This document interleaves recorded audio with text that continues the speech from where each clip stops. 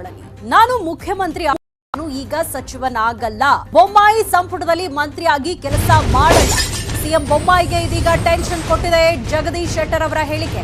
ನಿನ್ನೆ ಸಿಎಂ ಆಗಿ ಪ್ರಮಾಣ ವಚನ ಸ್ವೀಕರಿಸ್ತಾ ಇದ್ದಂತೆ ಸಂಜೆ ಹೊತ್ತಿಗೆ ಜಗದೀಶ್ ಶೆಟ್ಟರ್ ಅವರು ನಾನು ಬೊಮ್ಮಾಯಿ ಅವರ ಸಂಪುಟದಲ್ಲಿ ಕೆಲಸ ಮಾಡುವ ಇಚ್ಛೆ ನನಗಿಲ್ಲ, ಇದು ನನ್ನ ಸ್ವಂತ ನಿರ್ಧಾರ, ಯಾವ ಒಂದು ಪ್ರೆಷರ್ ಇಂದ ಆಗಲಿ ಅಥವಾ ಬೇರೆ ವಿಚಾರಗಳಿಂದ ನಾನು ಈ ಒಂದು ಸ್ಟೇಟ್ಮೆಂಟ್ ಅನ್ನ ಕೊಡ್ತಾ ಇಲ್ಲ ಅಂತ ಜಗದೀಶ್ ಶೆಟ್ಟರ್ ಅವರು ಹೇಳಿದ್ರು. ಈಗ ಜಗದೀಶ್ ಶೆಟ್ಟರ್ ಅವರ ಒಂದು ಸ್ಟೇಟ್ಮೆಂಟ್ ಬಸವರಾಜ ಬೊಮ್ಮಾಯಿ ಅವರಿಗೆ ಟೆನ್ಷನ್ ಕೊಟ್ಟಿದೆ. ಶೆಟ್ಟರ್ ಅಸಮಾಧಾನದ ಬೆನ್ನಲ್ಲೇ ಬೊಮ್ಮಾಯಿ ಅವರು ಮನವೊಲಿಕೆ ಮಾಡ್ತಾ ಇದ್ದಾರೆ. ಇಂದು ಸಂಜೆ ಶೆಟ್ಟರ್ ಅವರನ್ನ ಭೇಟಿ ಮಾಡಲಿದ್ದಾರೆ ಬಸವರಾಜ ಬೊಮ್ಮಾಯಿ ಅವರು. ದೆಹಲಿ ವರಿಷ್ಠರ ಭೇಟಿ ಬಳಿಕ ಶೆಟ್ಟರ್ ಜೊತೆ ಮಾತುಕತೆಗೆ ನಿರ್ಧಾರ ಮಾಡಿದ್ದಾರೆ ಬಸವರಾಜ ಬೊಮ್ಮಾಯಿ ಅವರು. ನಿನ್ನೆಯೇ ಜಗದೀಶ್ ಶೆಟ್ಟರ್ ಅವರು ನಾನು ಸಿಎಂ ಆಗಿದ್ದಂತಹ ಸಂದರ್ಭದಲ್ಲಿ ನನ್ನ ಸಂಪುಟದಲ್ಲಿ ಬಸವರಾಜ ಬೊಮ್ಮಾಯಿ ಅವರು ಮಂತ್ರಿಯಾಗಿ ಕೆಲಸ ಮಾಡಿದ್ರು. ಈಗ ಬಸವರಾಜ ಬೊಮ್ಮಾಯಿ ಅವರು ಮುಖ್ಯಮಂತ್ರಿ ಆಗಿದ್ದಾರೆ, ಅವರ ಸಂಪುಟದಲ್ಲಿ ನಾನು ಸಚಿವನಾಗಿ ಕೆಲಸ ಮಾಡಲ್ಲ ಅಂತ ಜಗದೀಶ್ ಶೆಟ್ಟರ್ ಅವರು ನಿನ್ನೆ ಹೇಳಿದರು. ಮುಖ್ಯಮಂತ್ರಿಯಾಗಿ ಕೆಲಸ ಮಾಡಿದಂಥವ್ರು, ಮಾಜಿ ಮುಖ್ಯಮಂತ್ರಿ ಇದ್ದಂಥವ್ರು ಮತ್ತು ಸೀನಿಯರ್ ಲೀಡರ್ ಇದ್ದಂಥವ್ರು, ಆ ಹಿನ್ನೆಲೆಯಲ್ಲಿ ಒಂದು ಹಿರಿತನ ಮತ್ತು ಮಾಜಿ CM ಅನ್ನುವಂಥ ಕಾರಣ ಮೇಲೆ ಇವತ್ತಿನ ಸರ್ಕಾರದಲ್ಲಿ ನಾನು ಸಚಿವ ಸಂಪುಟದಲ್ಲಿ ಸೇರ್ಪಡೆ ಆಗಬಾರ್ದು ಅಂತ ಒಂದು ನೈತಿಕತೆಯ ನಿರ್ಧಾರವನ್ನು ನಾನು ಕೈಗೊಂಡಿದ್ದೀನಿ. ಇದರಲ್ಲಿ ಬೇರೆ ಯಾವುದೇ ಅರ್ಥ ಮಾಡುವಂಥದ್ದಿಲ್ಲ. ಮತ್ತು ಇದರ ಜೊತೆಗೆ ಹಿಂದೆ ಅದಕ್ಕೆ ಕೇಳ್ಬೋದು, ಅಲ್ಲ ಹಿಂದೆ BS ಸರ್ಕಾರದಲ್ಲಿ ನೀವು ಮುಖ್ಯಮಂತ್ರಿ ಇದ್ದಂಥ ಅವರು ಮುಖ್ಯಮಂತ್ರಿ ಇದ್ದಾಗ ನೀವು ಮಂತ್ರಿ ಆಗಿದ್ದೀರಿ, ಕೈಗಾರಿಕೆ ಮಂತ್ರಿ. ಹೌದು ಆಗಿದ್ದ ಕರೆ ಅವತ್ತು ಸ್ಪಷ್ಟೀಕರಣ ಕೊಟ್ಟಿದ್ದೆ. ಏನಂದರೆ BS ಅವರು ಸೀನಿಯರ್ ಲೀಡರ್ ಇದ್ದಂಥವ್ರು, ನಮಗೆಲ್ಲ ಹಿರಿಯರು. ಹಿಂದೆ ಅವರು CM ಆಗಿ ಕೆಲಸ ಮಾಡಿದ ಅವ್ರ ಮಂತ್ರಿಮಂಡಲದಲ್ಲಿ ಮಂತ್ರಿಯಾಗಿಯೂ ಕೆಲಸ ಮಾಡಿದ್ದೀನಿ. ಆ ಹಿನ್ನೆಲೆಯಲ್ಲಿ ಅವರ ಮಂತ್ರಿಮಂಡಲದಲ್ಲಿ ಕೆಲಸ ಮಾಡಲಿಕ್ಕೆ ನನಗೆ ಯಾವುದೇ ಮುಜುಗರ ಆಗುವುದಿಲ್ಲ ಅನ್ನುವಂಥ ಪ್ರಶ್ನೆಯನ್ನು ಅವತ್ತು ಹೇಳಿದೆ. ನಾನು ಅದೇ ರೀತಿ ಇವತ್ತು ನಡ್ಕೊಂಡು ಬಂದಿದ್ದೆ, ಕೈಗಾರಿಕೆ ಸಚಿವನ ಕೆಲಸ ಮಾಡಿದ್ದೀನಿ. ಆ ಹಿನ್ನೆಲೆಯಲ್ಲಿ ಇವತ್ತು ಮಾಜಿ ಮುಖ್ಯಮಂತ್ರಿ ಕಾರಣದ ಸಲುವಾಗಿಯೇ ನಾನು ಸಂಪುಟದಲ್ಲಿ ಸೇರ್ಪಡೆ ಆಗಬಾರ್ದು ಅಂತ ನಿರ್ಧಾರ ಮಾಡಿದ್ದೀನಿ. ಮತ್ತು ಈಗಾಗಲೇ ಇದನ್ನು ರಾಜ್ಯದ ಅಧ್ಯಕ್ಷರು, ಮುಖ್ಯಮಂತ್ರಿಗಳಿಗೆ ಮತ್ತು ವರಿಷ್ಠರಿಗೆ ಮತ್ತು ಹಿಂದಿನ ಮುಖ್ಯಮಂತ್ರಿಗಳು ಸಹಿತ ಇದನ್ನು ಗಮನಕ್ಕೆ ತೊಗೊಂಬಂದಿದ್ದೇನೆ. ಅದಕ್ಕಾಗಿ ಇನ್ನು ಮುಂದೆ ಪಕ್ಷ ಏನು ಜವಾಬ್ದಾರಿ ಕೊಡ್ತದೆ, ಒಬ್ಬ ಕಾರ್ಯಕರ್ತನ ಕೆಲಸ ಮಾಡ್ತಾ ಇದ್ದಾನೆ, ಮುಂದೆ ಯಾವುದೇ ಒಂದು ಜವಾಬ್ದಾರಿ ಕೊಟ್ಟರು ಪಕ್ಷದ ಸಂಘಟನೆ ಸಲುವಾಗಿ. ಅಲ್ಲಿ ಯಾವಾಗ ಹೇಳಿದ್ದಾರೆ ನನಗೇನು ಮಾಹಿತಿ ಇಲ್ಲ. ಇಲ್ಲಿ ನನಗೆ ನಾನು ನೋಡಿಲ್ಲ. ಒಂದನೇದ್ದು, ಎರಡನೇದ್ದು ಅವ್ರು ನಮ್ಗೆ ಅತ್ಯಂತ ಆತ್ಮೀಯರು, ಅವ್ರ ಹತ್ರ ಮಾತನಾಡ್ತೀನಿ, ಆಮೇಲೆ ನಾನು ನನ್ನ ಕಮೆಂಟ್ ಇಲ್ಲ. ಯಾವುದೇ ರೀತಿಯ ನಿರ್ಣಯಗಳಾಗಿಲ್ಲ, ಸಂಪುಟದ ಚರ್ಚೆನೇ ಆಗಿಲ್ಲ. ನಾನು ಅವ್ರ ಹತ್ರ ಬೆಳಗ್ಗೆನೂ ಮಾತನಾಡಿದ್ದೀನಿ, ಮತ್ತೊಂದು ಸತಿ. ಕ್ಯಾಬಿನೆಟ್ ಪುನರಚನೆ ವಿಚಾರಕ್ಕೆ ಈಶ್ವರಪ್ಪ ಪ್ರತಿಕ್ರಿಯೆ ನೀಡಿದ್ದಾರೆ. ಕೇಂದ್ರದ ನಾಯಕರ ತೀರ್ಮಾನಕ್ಕೆ ನಾನು ಬದ್ಧನಾಗಿರ್ತೀನಿ, ಮಂತ್ರಿ ಆಗು ಅಂದ್ರೆ ಮಂತ್ರಿ ಆಗ್ತೀನಿ, DCM ಆಗು ಅಂದ್ರೆ ಆಗ್ತೀನಿ, ಶಾಸಕನಾಗೇ ಇರು ಅಂದ್ರೂ ಕೂಡ ಶಾಸಕನಾಗೇ ಇರ್ತೀನಿ ಅಂತ ಈಶ್ವರಪ್ಪ ಅವರು ರಿಯಾಕ್ಟ್ ಮಾಡಿದ್ದಾರೆ. ಭಾರತೀಯ ಜನತಾ ಪಾರ್ಟಿ ಕಾರ್ಯಕರ್ತ, ವೈಯಕ್ತಿಕವಾಗಿ ನಾನು ಉಪಮುಖ್ಯಮಂತ್ರಿ ಆಗಬೇಕು ನಿಜ. ಅನೇಕ ಹಿಂದುಳಿದ ವರ್ಗದ ಮಠಾಧೀಶಪತಿಗಳು, ಅನೇಕ ಉಳಿದಂತ ಮಠಾಧಿಪತಿಗಳು, ಅದು ಬ್ರಾಹ್ಮಣ ಸಮಾಜದಲ್ಲಿ ಇರ್ಬೋದು, ಲಿಂಗಾಯತ ಸಮಾಜದಲ್ಲಿ ಇರ್ಬೋದು, ಹಿಂದುಳಿದ ಸಮಾಜದಲ್ಲಿ ಇರ್ಬೋದು, ದಲಿತ ಸಮಾಜದಲ್ಲಿ ಇರ್ಬೋದು, ನನಗೆ 16 ಜನ ಫೋನ್ ಮಾಡಿ ಹೇಳ್ತೇನೆ, ನೀವು ಯಾಕೆ ಆಗ್ಬಾರ್ದು ಉಪಮುಖ್ಯಮಂತ್ರಿ, ಯಾಕೆ ಆಗ್ಬಾರ್ದು. ಇದು ಒಂದು. ಅದೇ ರೀತಿ ಎಲ್ಲ ಸಮಾಜದ ಪ್ರಮುಖರು, ಬರೀ ಸ್ವಾಮೀಜಿಗಳೆಲ್ಲ, ಅವರೆಲ್ಲರೂ ಕೂಡ ನೀವ್ಯಾಕೆ ಉಪಮುಖ್ಯಮಂತ್ರಿ ಆಗ್ಬಾರ್ದು ಅಂತ ಕೇಳ್ತಿದ್ದಾರೆ. ಯಾಕೆ ಆಗ್ಬಾರ್ದು ಅನ್ನೋದ ತೀರ್ಮಾನ ಮಾಡೋದು ನಾನಲ್ಲ, ಆಗಬಹುದು. ಈ ಮಾನ್ಯ ಜಗದೀಶ್ ಶೆಟ್ಟರ್ ಅವರು ನಾನು ಆಗಲ್ಲ ಅಂತ ಹೇಳಿದ್ದಾರೆ. ಅವರು ಹೇಳಿದ್ದಾರೆ ನಾನು ಮುಖ್ಯಮಂತ್ರಿ ಆಗಿದ್ದೆ, ಜೊತೆಗೆ ನಾನು ಸ್ಪೀಕರ್ ಆಗಿದ್ದೆ, ಉಳಿದಿದ್ದೆಲ್ಲ ಹೇಳ್ಕೊಂಡಿದ್ದಾರೆ. ಹಾಗಾಗಿ ನಾನು ರಾಜ್ಯಾಧ್ಯಕ್ಷ ಆಗಿದ್ದೆ, ಹಾಗಾಗಿ ಇವರು ಸ್ವಲ್ಪ ಜೂನಿಯರ್ ಇದ್ದಾರೆ ಮತ್ತು ನಾನು ಸಾಕು ಅನ್ನೋ ತರದಲ್ಲಿ ಅವ್ರು ಹೇಳಿದ್ದಾರೆ. ನಾನು ಸಾಕು ಅಂತ ಹೇಳೋದಿಲ್ಲ. ಆದ್ರೆ ನನ್ನ ಪಕ್ಷ ಏನ್ ತೀರ್ಮಾನ ಮಾಡುತ್ತೆ, ನಮ್ಮ ಹಿರಿಯರು ಏನ್ ತೀರ್ಮಾನ ಮಾಡ್ತಾರೆ ಅದಕ್ಕೆ ನಾನು ಬದ್ಧ. ಉಪಮುಖ್ಯಮಂತ್ರಿ ಆಗು ಅಂದ್ರೆ ಉಪಮುಖ್ಯಮಂತ್ರಿ ಆಗ್ತೀನಿ, ಮಂತ್ರಿ ಆಗಿರೋದ್ರೆ ಮಂತ್ರಿ ಆಗಿರ್ತೀನಿ, ಇಲ್ಲ ಶಾಸಕರಾಗಿರ್ಬೋದು ಶಾಸಕನಾಗೇ ಇರ್ತೀನಿ. ಇದರಲ್ಲೇನು ವಿಶೇಷ ಇಲ್ಲ. ಭಾರತೀಯ ಜನತಾ ಪಾರ್ಟಿ ಕಾರ್ಯಕರ್ತ ಸಂಪುಟದಲ್ಲಿ ಇರಲೇಬೇಕು ಅಂತ ನಂದೇನಿಲ್ಲ, ಸಂಪುಟದಲ್ಲಿ ಇರಲೇಬೇಕು ಅಂತ ನಂದೇನಿಲ್ಲ. ಅಶೋಕ್ ದೆಹಲಿಗೆ ಪ್ರಯಾಣ ಬೆಳೆಸಿದ್ದಾರೆ. ಬೆಳಗ್ಗೆ 11 ಗಂಟೆಗೆ ದೆಹಲಿಗೆ ಅಶೋಕ್ ಹೋಗಿದ್ದಾರೆ. ಅಶೋಕ್ಗೆ DCM ಪಟ್ಟ ಸಿಗುತ್ತಾ ಅನ್ನುವಂಥದ್ದು ಸದ್ಯದ ಕುತೂಹಲ. ಹೈಕಮಾಂಡ್ ಮುಂದೆ ಈ ನಿಟ್ಟಿನಲ್ಲಿ ಲಾಭಿಗೆ ಹೋದ್ರ ಅಶೋಕ್ ಅವರಿಗೆ DCM ಪಟ್ಟ ಕೊಡುತ್ತಾ ಹೈಕಮಾಂಡ್? ಅಶೋಕ್ ಅವರ ದೆಹಲಿ ಭೇಟಿ ಇದೀಗ ಸಾಕಷ್ಟು ಕುತೂಹಲಕ್ಕೆ ಎಡೆ ಮಾಡಿಕೊಟ್ಟಿದೆ. ಈಗಾಗಲೇ ಉಮೇಶ್ ಕತ್ತಿ ಅವರು ಕೂಡ ದೆಹಲಿಯಲ್ಲೇ ಇದ್ದಾರೆ, ಅವರದ್ದು ಕೂಡ ಲಾಭಿ ನಡೀತಾ ಇದೆ. ಮತ್ತೊಂದು ಕಡೆ ಡಿಸಿಎಂ ಹುದ್ದೆಯಲ್ಲಿ ಆರ್ ಅಶೋಕ್ ಅವರ ಹೆಸರುಗಳು ಕೂಡ ಕೇಳಿ ಬರ್ತಾ ಇದೆ. 4 ಡಿಸಿಎಂಗಳನ್ನ ನೇಮಕ ಮಾಡುತ್ತೆ ಹೈಕಮಾಂಡ್ ಅಂತ ಹೇಳಲಾಗ್ತಾ ಇತ್ತು. ಅದರಲ್ಲಿ ಆರ್ ಅಶೋಕ್ ಅವರ ಹೆಸರು ಕೂಡ ಕೇಳಿ ಬರ್ತಾ ಇತ್ತು. ಈ ಎಲ್ಲಾ ಬೆಳವಣಿಗೆಗಳ ಮಧ್ಯೆಯೇ ಆರ್ ಅಶೋಕ್ ಅವರು ದೆಹಲಿಗೆ ಪ್ರಯಾಣ ಬೆಳೆಸಿದ್ದಾರೆ. ಹೈಕಮಾಂಡ್ ನಾಯಕರ ಭೇಟಿಗೆ ಮುಂದಾಗಿದ್ದಾರೆ. ಈ ಸಂದರ್ಭದಲ್ಲಿ ಡಿಸಿಎಂ ಹುದ್ದೆಗೆ ಆರ್ ಅಶೋಕ್ ಅವರು ಲಾಭಿಯನ್ನ ಮಾಡ್ತಾ ಇದ್ದಾರಾ ಅನ್ನುವಂತಹ ಅನುಮಾನಗಳು ವ್ಯಕ್ತವಾಗ್ತಾ ಇದೆ. ಮತ್ತೊಂದು ಕಡೆ ಈಗ ಆಲ್ರೆಡಿ ಉಮೇಶ್ ಕತ್ತಿ ಅವರು ಕೂಡ ಹೋಗಿರುವಂಥದ್ದು. ಹಾಗಾಗಿ ದೆಹಲಿಗೆ ನಾಯಕರು ಭೇಟಿ ನೀಡ್ತಾ ಇರುವಂಥದ್ದು ಮಂತ್ರಿಗಿರಿಗಾಗಿ ಈಗ ಆಲ್ರೆಡಿ ಲಾಭಿಯನ್ನ ಮಾಡೋದಕ್ಕೆ ಶುರು ಮಾಡಿದ್ದಾರೆ.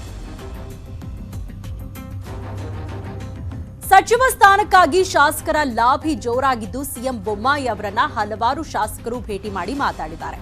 ಮುರುಗೇಶ್ ನಿರಾಣಿ, ಎಂಪಿ ರೇಣುಕಾಚಾರ್ಯ, ರಾಜು ಗೌಡ, ಪ್ರಭು ಚೌಹಾಣ್, ಅರ್ಗ ಜ್ಞಾನೇಂದ್ರ, ನಾಗೇಶ್, ಎಂಎಲ್ಸಿ ಪುಟ್ಟಣ್ಣ ಕೂಡ ಲಾಭಿಯನ್ನ ಮಾಡ್ತಾ ಇದ್ದಾರೆ. ಇಷ್ಟಾದ ಮೇಲೆ ಸಿಎಂ ಬೊಮ್ಮಾಯಿ ಮಾಜಿ ಸಿಎಂ ಯಡಿಯೂರಪ್ಪ ಭೇಟಿ ಮಾಡಿ ಚರ್ಚೆ ಮಾಡಿದ್ದಾರೆ.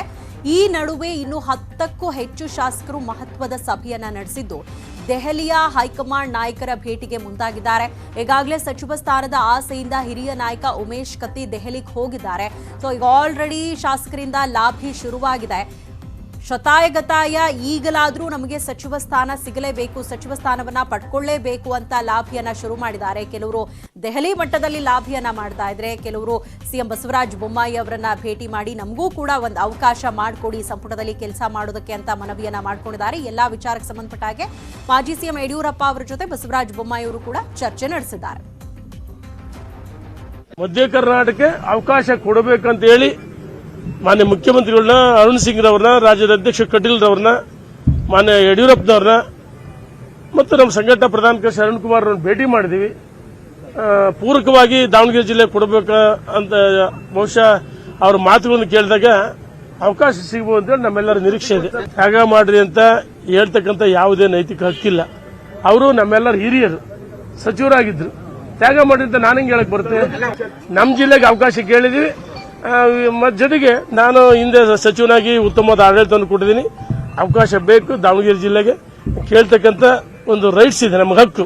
ಮಧ್ಯ ಕರ್ನಾಟಕ ನೂತನವಾಗಿ ಆಯ್ಕೆಯಾಗಿರುವಂತಹ ಸನ್ಮಾನ್ಯ ಮುಖ್ಯಮಂತ್ರಿಗಳಾದಂಥ ಬಸವರಾಜ ಬೊಮ್ಮಾಯಿ ಅವರು ನಿನ್ನೆಯಿಂದ ಒಂದು ಹೊತ್ತು ನಂತರ ಬಹಳ ಒಳ್ಳೆಯ ನಿರ್ಧಾರಗಳನ್ನು ಮಾಡಿದ್ದಾರೆ. ಅವರ ನಡೆ ಬಹಳ ಒಳ್ಳೆಯ ರೀತಿಯಿಂದ ಸಾಗ್ತಾ ಇದೆ ಮತ್ತು ಇವತ್ತು ಇಮಿಡಿಯೇಟ್ ಆಗಿ ಬರಪೀಡಿತ ಪ್ರದೇಶಗಳಲ್ಲಿ ಭೇಟಿ ಕೊಡ್ತಾ ಇರುವಂತದ್ದು ಒಂದು ಒಳ್ಳೆಯ ಕಾರ್ಯಕ್ರಮ. ಅವರು ಬಹಳ ಒಳ್ಳೆಯ ರೀತಿಯಿಂದ ಅತಿವೃಷ್ಟಿಯಿಂದ ಹಾನಿಯಾಗಿರುವಂತಹದ್ದು ಕಡೆ ಭೇಟಿ ಕೊಟ್ಟು ಅದಕ್ಕೆ ಸೂಕ್ತ ನಿರ್ಧಾರ ಮತ್ತು ಪರಿಹಾರಗಳನ್ನು ತೆಗೆದುಕೊಳ್ಳುವಂತ ಕಡೆ ಗಮನ ಹರಿಸ್ತಾ ಇರುವಂತದ್ದು ಒಂದು ಒಳ್ಳೆಯ ಬೆಳವಣಿಗೆ. ಅವರು ಬಂದ ನಂತರ ಮುಂದೆ ಡೆಲ್ಲಿಗೆ ಹೋಗಿ ಎಲ್ಲ ರಾಷ್ಟ್ರೀಯ ನಾಯಕರನ್ನ ಭೇಟಿಯಾಗಿ ಅವರಿಗೆ ಶುಭಾಶಯಗಳನ್ನು ತಿಳಿಸುವುದರ ಮುಖಾಂತರ ಅವರು ಮುಂದಿನ ಯಥಾವತ್ತಾಗಿ ರಾಜ್ಯದ ಆಡಳಿತವನ್ನು ಸುಸೂತ್ರವಾಗಿ ನಡೆಸ್ತಾರೆ ಅನ್ನುವಂಥ ಆತ್ಮವಿಶ್ವಾಸ ನಮ್ಮಲ್ಲಿದೆ. ಅವರ ಮುಂದಿನ ದಿನಗಳು ಒಳ್ಳೆ ರೀತಿ ಆಗಲಿ, ನಮ್ಮ ಇಡೀ ಕರ್ನಾಟಕ ರಾಜ್ಯ ಸರ್ವತೋಮುಖ ಅಭಿವೃದ್ಧಿ ಆಗಲಿ. ಅವರು ನಾವು ನಿರೀಕ್ಷೆ ನನ್ನ ಲೆಕ್ಕಗೆ ಬೊಮ್ಮಾಯಿ ಅವರು ನನ್ನ ಬಿಟ್ಟು ಮಾಡಂಗಿಲ್ಲ ಅಂತ ಅನಿಸಿಕೆ. ಆದರೂ ಬೊಮ್ಮಾಯಿ ಮಾಡಿದರೆ ಆಗ್ತೀವಿ, ಇಲ್ಲದ್ರೆ MLA ಆಗಿ ಮುಂದುವರಿತೀವಿ. ಯಾವುದೇ ರೀತಿ ತೊಂದರೆ ಇಲ್ಲ. ಇಲ್ಲ ಹೈಕಮಾಂಡ್ ನಾಯಕರನ್ನ ಭೇಟಿ ಆಗ್ತೀರಾ? ಹೈಕಮಾಂಡ್ ಭೇಟಿ ಆಗ್ತೀನಿ. ನಾನು ಪಾರ್ಟಿಯಲ್ಲಿದ್ದೀನಿ, ಹಾಗಾಗಿ ಭೇಟಿ ಆಗ್ತೀನಿ. ಏನು ತಪ್ಪೇನಿದೆ? ಸಮಯ ಕೇಳಿದಿರಾ? ಈಗ ಸಮಯ ಕೇಳಿದ್ದೀನಿ, ಇನ್ನೂ ಸಿಕ್ಕಿಲ್ಲ. ಸಿಕ್ಕರೆ ಭೇಟಿ ಆಗ್ತೀನಿ. ಯಾರನ್ನು ಕೇಳಿದಿರಿ ಸರ್? ನಡ್ಡಾ, ಅಮಿತ್ ಶಾ ಇಬ್ಬರು ಕೇಳಿದ್ದೀನಿ. ಸಂತೋಷ್ ಜಿ ನಾ ಹಿಂದೂ 4 ಬಾರಿ ಆಗಿದ್ದೀನಿ. ಇನ್ನು ಮಾಡ್ತೀನಿ. ಯಾಕಂದ್ರೆ ನನಗೆ ಈಗ ವಯಸ್ಸು 60, ಇನ್ನೂ 15 ವರ್ಷ ರಾಜಕಾರಣದಲ್ಲಿ ಇರಬೇಕು ಅನ್ನೋ ಆಸೆ ಇದೆ. ಆ ಕಾರಣ ಸಚಿವ ಮಾಡಿದ್ರು ಸಚಿವನಾಗಿ ಕೆಲಸ ಮಾಡ್ತೀನಿ, ಇಲ್ಲದೇ ಇದ್ದರೂ ಶಾಸಕನಾಗಿ ನನ್ನ ಕ್ಷೇತ್ರದ ಕೆಲಸ ಮಾಡ್ಕೊಂಡು ಇರ್ತೀನಿ. ಅದ್ರ ಜೊತೆ ಅಖಂಡ ಕರ್ನಾಟಕದ ಅಭಿವೃದ್ಧಿಗೋಸ್ಕರ ನಮ್ದು ಎಷ್ಟೇ ಛಲ ಇದ್ರೂ ಅಖಂಡ ಕರ್ನಾಟಕದ ಅಭಿವೃದ್ಧಿ ಹಾಕೊಂಡು ದೃಷ್ಟಿಯಿಂದ ಮಾಡ್ತೀವಿ. ಯಾರಿಗೂ ಕೂಗು ಕೊಡೋಕ್ಕಂತ ಎಲ್ಲೂ ಇಲ್ಲ. ಹೈಕಮಾಂಡ್ ವಿಲ್ ಡಿಸೈಡ್ ಪ್ರಾಪರ್ ಟೈಮ್ದಾಗ ಪ್ರಾಪರ್ ಚರ್ಚೆ ಮಾಡಿ. ನಾವು ಮಾನ್ಯ ಮುಖ್ಯಮಂತ್ರಿಗಳನ್ನ ಬಸವರಾಜ ಬೊಮ್ಮಾಯಿ ಸಾಹೇಬರನ್ನ ಭೇಟಿ ಮಾಡಿದ್ದೀನಿ. ಅವರಿಂದ ಆಶೀರ್ವಾದ ತಗೊಂಡಿದ್ದೀನಿ. ಮುಂದೆ ನಮಗೊಂದು ಜವಾಬ್ದಾರಿ ಏನಾದರೂ ಕೊಡಿ ಅಂತ ಕೇಳಿದ್ದೀನಿ. ಅವರು ಸಕಾರಾತ್ಮಕವಾಗಿ ಹೇಳಿದ್ದಾರೆ. ಆಯಿತು, ನನಗೆಲ್ಲ ಗೊತ್ತಿದೆ ಹಿನ್ನೆಲೆ, ನಿಮ್ಮ ಕೆಲಸ ಕಾರ್ಯಗಳಲ್ಲಿ ಮಾಡ್ತಾ ಇರಿ, ಫ್ಲಡ್ ಅಫೆಕ್ಟೆಡ್ ಏರಿಯಾಗೆ ಹೋಗಬೇಕು, ಅದೆಲ್ಲ ಮುಗಿಸಿದ ಮೇಲೆ ನಾನು ಒಂದು ತೀರ್ಮಾನ ತಗೋಬೇಕಾಗಿದೆ ಅಂತ ಹೇಳಿದ್ರು.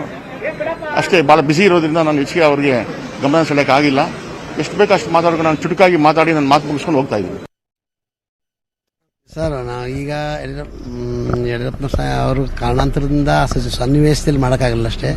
ಅವಾಗಲೂ ನಾವು ಬೇಕು ಅಂತ ನನಗೆ ಆಕಾಂಕ್ಷೆ ಅಂತ ಹೇಳಿದ್ದೆ, ಈಗಲೂ ಹೇಳ್ತಾ ಇದ್ದೀನಿ. ವರಿಷ್ಠನ ಕಂಡು ಭೇಟಿ ಮಾಡಿ ನಮ್ಮ ಅಭಿಪ್ರಾಯ ವ್ಯಕ್ತಪಡಿಸಿದ್ವಿ ಸರ್. ಕೊಡೋದು ಬಿಡೋದು ಪಕ್ಷಕ್ಕೆ ಬಿಟ್ಟಿದ್ದು ಸರ್. ಹೌದು ನಮ್ಮ ಅತಿವೃಷ್ಟಿ ಇದೆ, ಭಾಳ ತೊಂದರೆ ಆಗಿದೆ, ಅಭಿಪ್ರಾಯ ವ್ಯಕ್ತಪಡಿಸಿದ್ವಿ.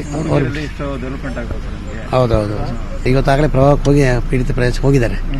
ಮಾಡ್ತೀವಿ ಸರ್ ಎಲ್ಲ. ಮತ್ತೆ ಇನ್ನೊಂದು ವಿಚಾರ ಸರ್, ಜಗದೀಶ್ ಶೆಟ್ಟರು ಪಾಪ ದೂರ ಉಳಿದಿದ್ದಾರೆ ಅಧಿಕಾರದಿಂದ ಸರ್. ಅವರು ಎಲ್ರಿಗೂ ಅವರು ಒಂದು ಮಾದರಿ ಇದನ್ನ ಚೌಕಟ್ಟನ್ನು ಹಾಕಿಕೊಟ್ಟಿದ್ದಾರೆ. ಅದು ಒಳ್ಳೆ ವಿಚಾರ. ಅವರಿಗೆ ಭಾಳ ಸಂತೋಷವಾಗಿದ್ದಾರೆ. ಅದನ್ನು ಅವ್ರ ಬಗ್ಗೆ ನಾನು ಏನು ಹೇಳೋದು ಸರ್. ಒಂದು ದೂರ ಉಳಿದ್ರೆ ಪಕ್ಷಕ್ಕೆ ನಷ್ಟ ಆಗಲ್ವಾ ಸರ್? ಪಕ್ಷದ ಕೆಲಸ ಮಾಡ್ತೀನಿ ಹೇಳಿದೆ. ಅವರು ಪಕ್ಷ ಒಳಗೆ ಬೇಕೇ ಬೇಕು. ನಾ ಪಾರ್ಟಿ ಕೆಲಸ ಮಾಡ್ತೀನಿ ಹೇಳ್ತಿದ್ದಾರೆ ಸರ್. ಭೇಟಿ ಮಾಡಿದ್ರೆ ಸರ್ ಅವ್ರನ್ನ? ಭೇಟಿ ಮಾಡಿ ಆರಾಮಿದ್ದಾರೆ ಸರ್. ಸಿಎಂ ಬೊಮ್ಮಾಯಿಗೆ ಮತ್ತೊಂದು ಸವಾಲ್ ಶುರುವಾಗಿದೆ. 2A ಮೀಸಲಾತಿಗೆ ಆಗ್ರಹಿಸಿ ಆಗಸ್ಟ್ 15ರಿಂದ ಪಾದಯಾತ್ರೆ ಮಾಡಲಾಗುತ್ತೆ. ಈ ಸಲ ದಕ್ಷಿಣ ಕರ್ನಾಟಕದಲ್ಲಿ ಪಾದಯಾತ್ರೆಗೆ ತೀರ್ಮಾನ ಮಾಡಿದ್ದಾರೆ. ಆಗಸ್ಟ್ 15ರಿಂದ ಸೆಪ್ಟೆಂಬರ್ 30ರವರೆಗೆ ಮೀಸಲಾತಿ ಹೋರಾಟವನ್ನ ಮಾಡೋ ಬಗ್ಗೆ ನಿರ್ಧಾರವನ್ನ ಕೈಗೊಳ್ಳಲಾಗಿದೆ. ಸೆಪ್ಟೆಂಬರ್ 15ರ ಒಳಗೆ 2A ಮೀಸಲಾತಿ ಕಲ್ಪಿಸಿಕೊಡದಿದ್ರೆ ಧರಣಿ ಮಾಡುವಂತಹ ಎಚ್ಚರಿಕೆಯನ್ನ ಕೊಟ್ಟಿದ್ದಾರೆ. ಅಕ್ಟೋಬರ್ 30ರಂದು ಫ್ರೀಡಂ ಪಾರ್ಕ್ನಲ್ಲಿ ಧರಣಿ ಮಾಡುವುದಕ್ಕೆ ನಿರ್ಧಾರವನ್ನ ಕೈಗೊಳ್ಳಲಾಗಿದೆ. ಪಂಚಮಸಾಲಿ ಅಭಿಜ್ಞಾ ಪಂಚಾಯತ್ ಹೆಸರಲ್ಲಿ ಅಭಿಯಾನವನ್ನ ನಡೆಸೋದಕ್ಕೆ ತೀರ್ಮಾನವನ್ನ ಕೈಗೊಳ್ಳಲಾಗಿದೆ. ಕೊಟ್ಟ ಮಾತಿನಂತೆ ನಡೆದುಕೊಳ್ಳಿ, 2A ಮೀಸಲಾತಿಯನ್ನ ಕೊಡಿ ಅಂತ ಸಿಎಂ ಬೊಮ್ಮಾಯಿಗೆ ಜಯ ಮೃತ್ಯುಂಜಯ ಸ್ವಾಮೀಜಿ ಮನವಿಯನ್ನ ಮಾಡಿದ್ದಾರೆ. ಇದೀಗ ಬಸವರಾಜ ಬೊಮ್ಮಾಯಿ ಅವರು ಅಧಿಕಾರಕ್ಕೇರಿದ ತಕ್ಷಣ ಇದೀಗ ಮತ್ತೆ 2A ಮೀಸಲಾತಿ ಮುನ್ನೆಲೆಗೆ ಬಂದಿದೆ. ಈ ಕುರಿತಂತೆ ಆಗಸ್ಟ್ 15ರಿಂದ ಪಾದಯಾತ್ರೆ ಮಾಡೋದಕ್ಕೆ ಇದೀಗ ನಿರ್ಧಾರವನ್ನ ಕೈಗೊಳ್ಳಲಾಗಿದ್ದು, ಈ ಸಲ ದಕ್ಷಿಣ ಕರ್ನಾಟಕದಲ್ಲಿ ಪಾದಯಾತ್ರೆ ಮಾಡೋದಕ್ಕೆ ತೀರ್ಮಾನವನ್ನ ಕೈಗೊಂಡಿದ್ದಾರೆ. ಆಗಸ್ಟ್ 15ರಿಂದ ಸೆಪ್ಟೆಂಬರ್ 30ರವರೆಗೆ ಮೀಸಲಾತಿ ಹೋರಾಟ ಮಾಡೋದಕ್ಕೆ ಈಗ ನಿರ್ಧಾರವನ್ನ ಮಾಡಲಾಗಿದೆ.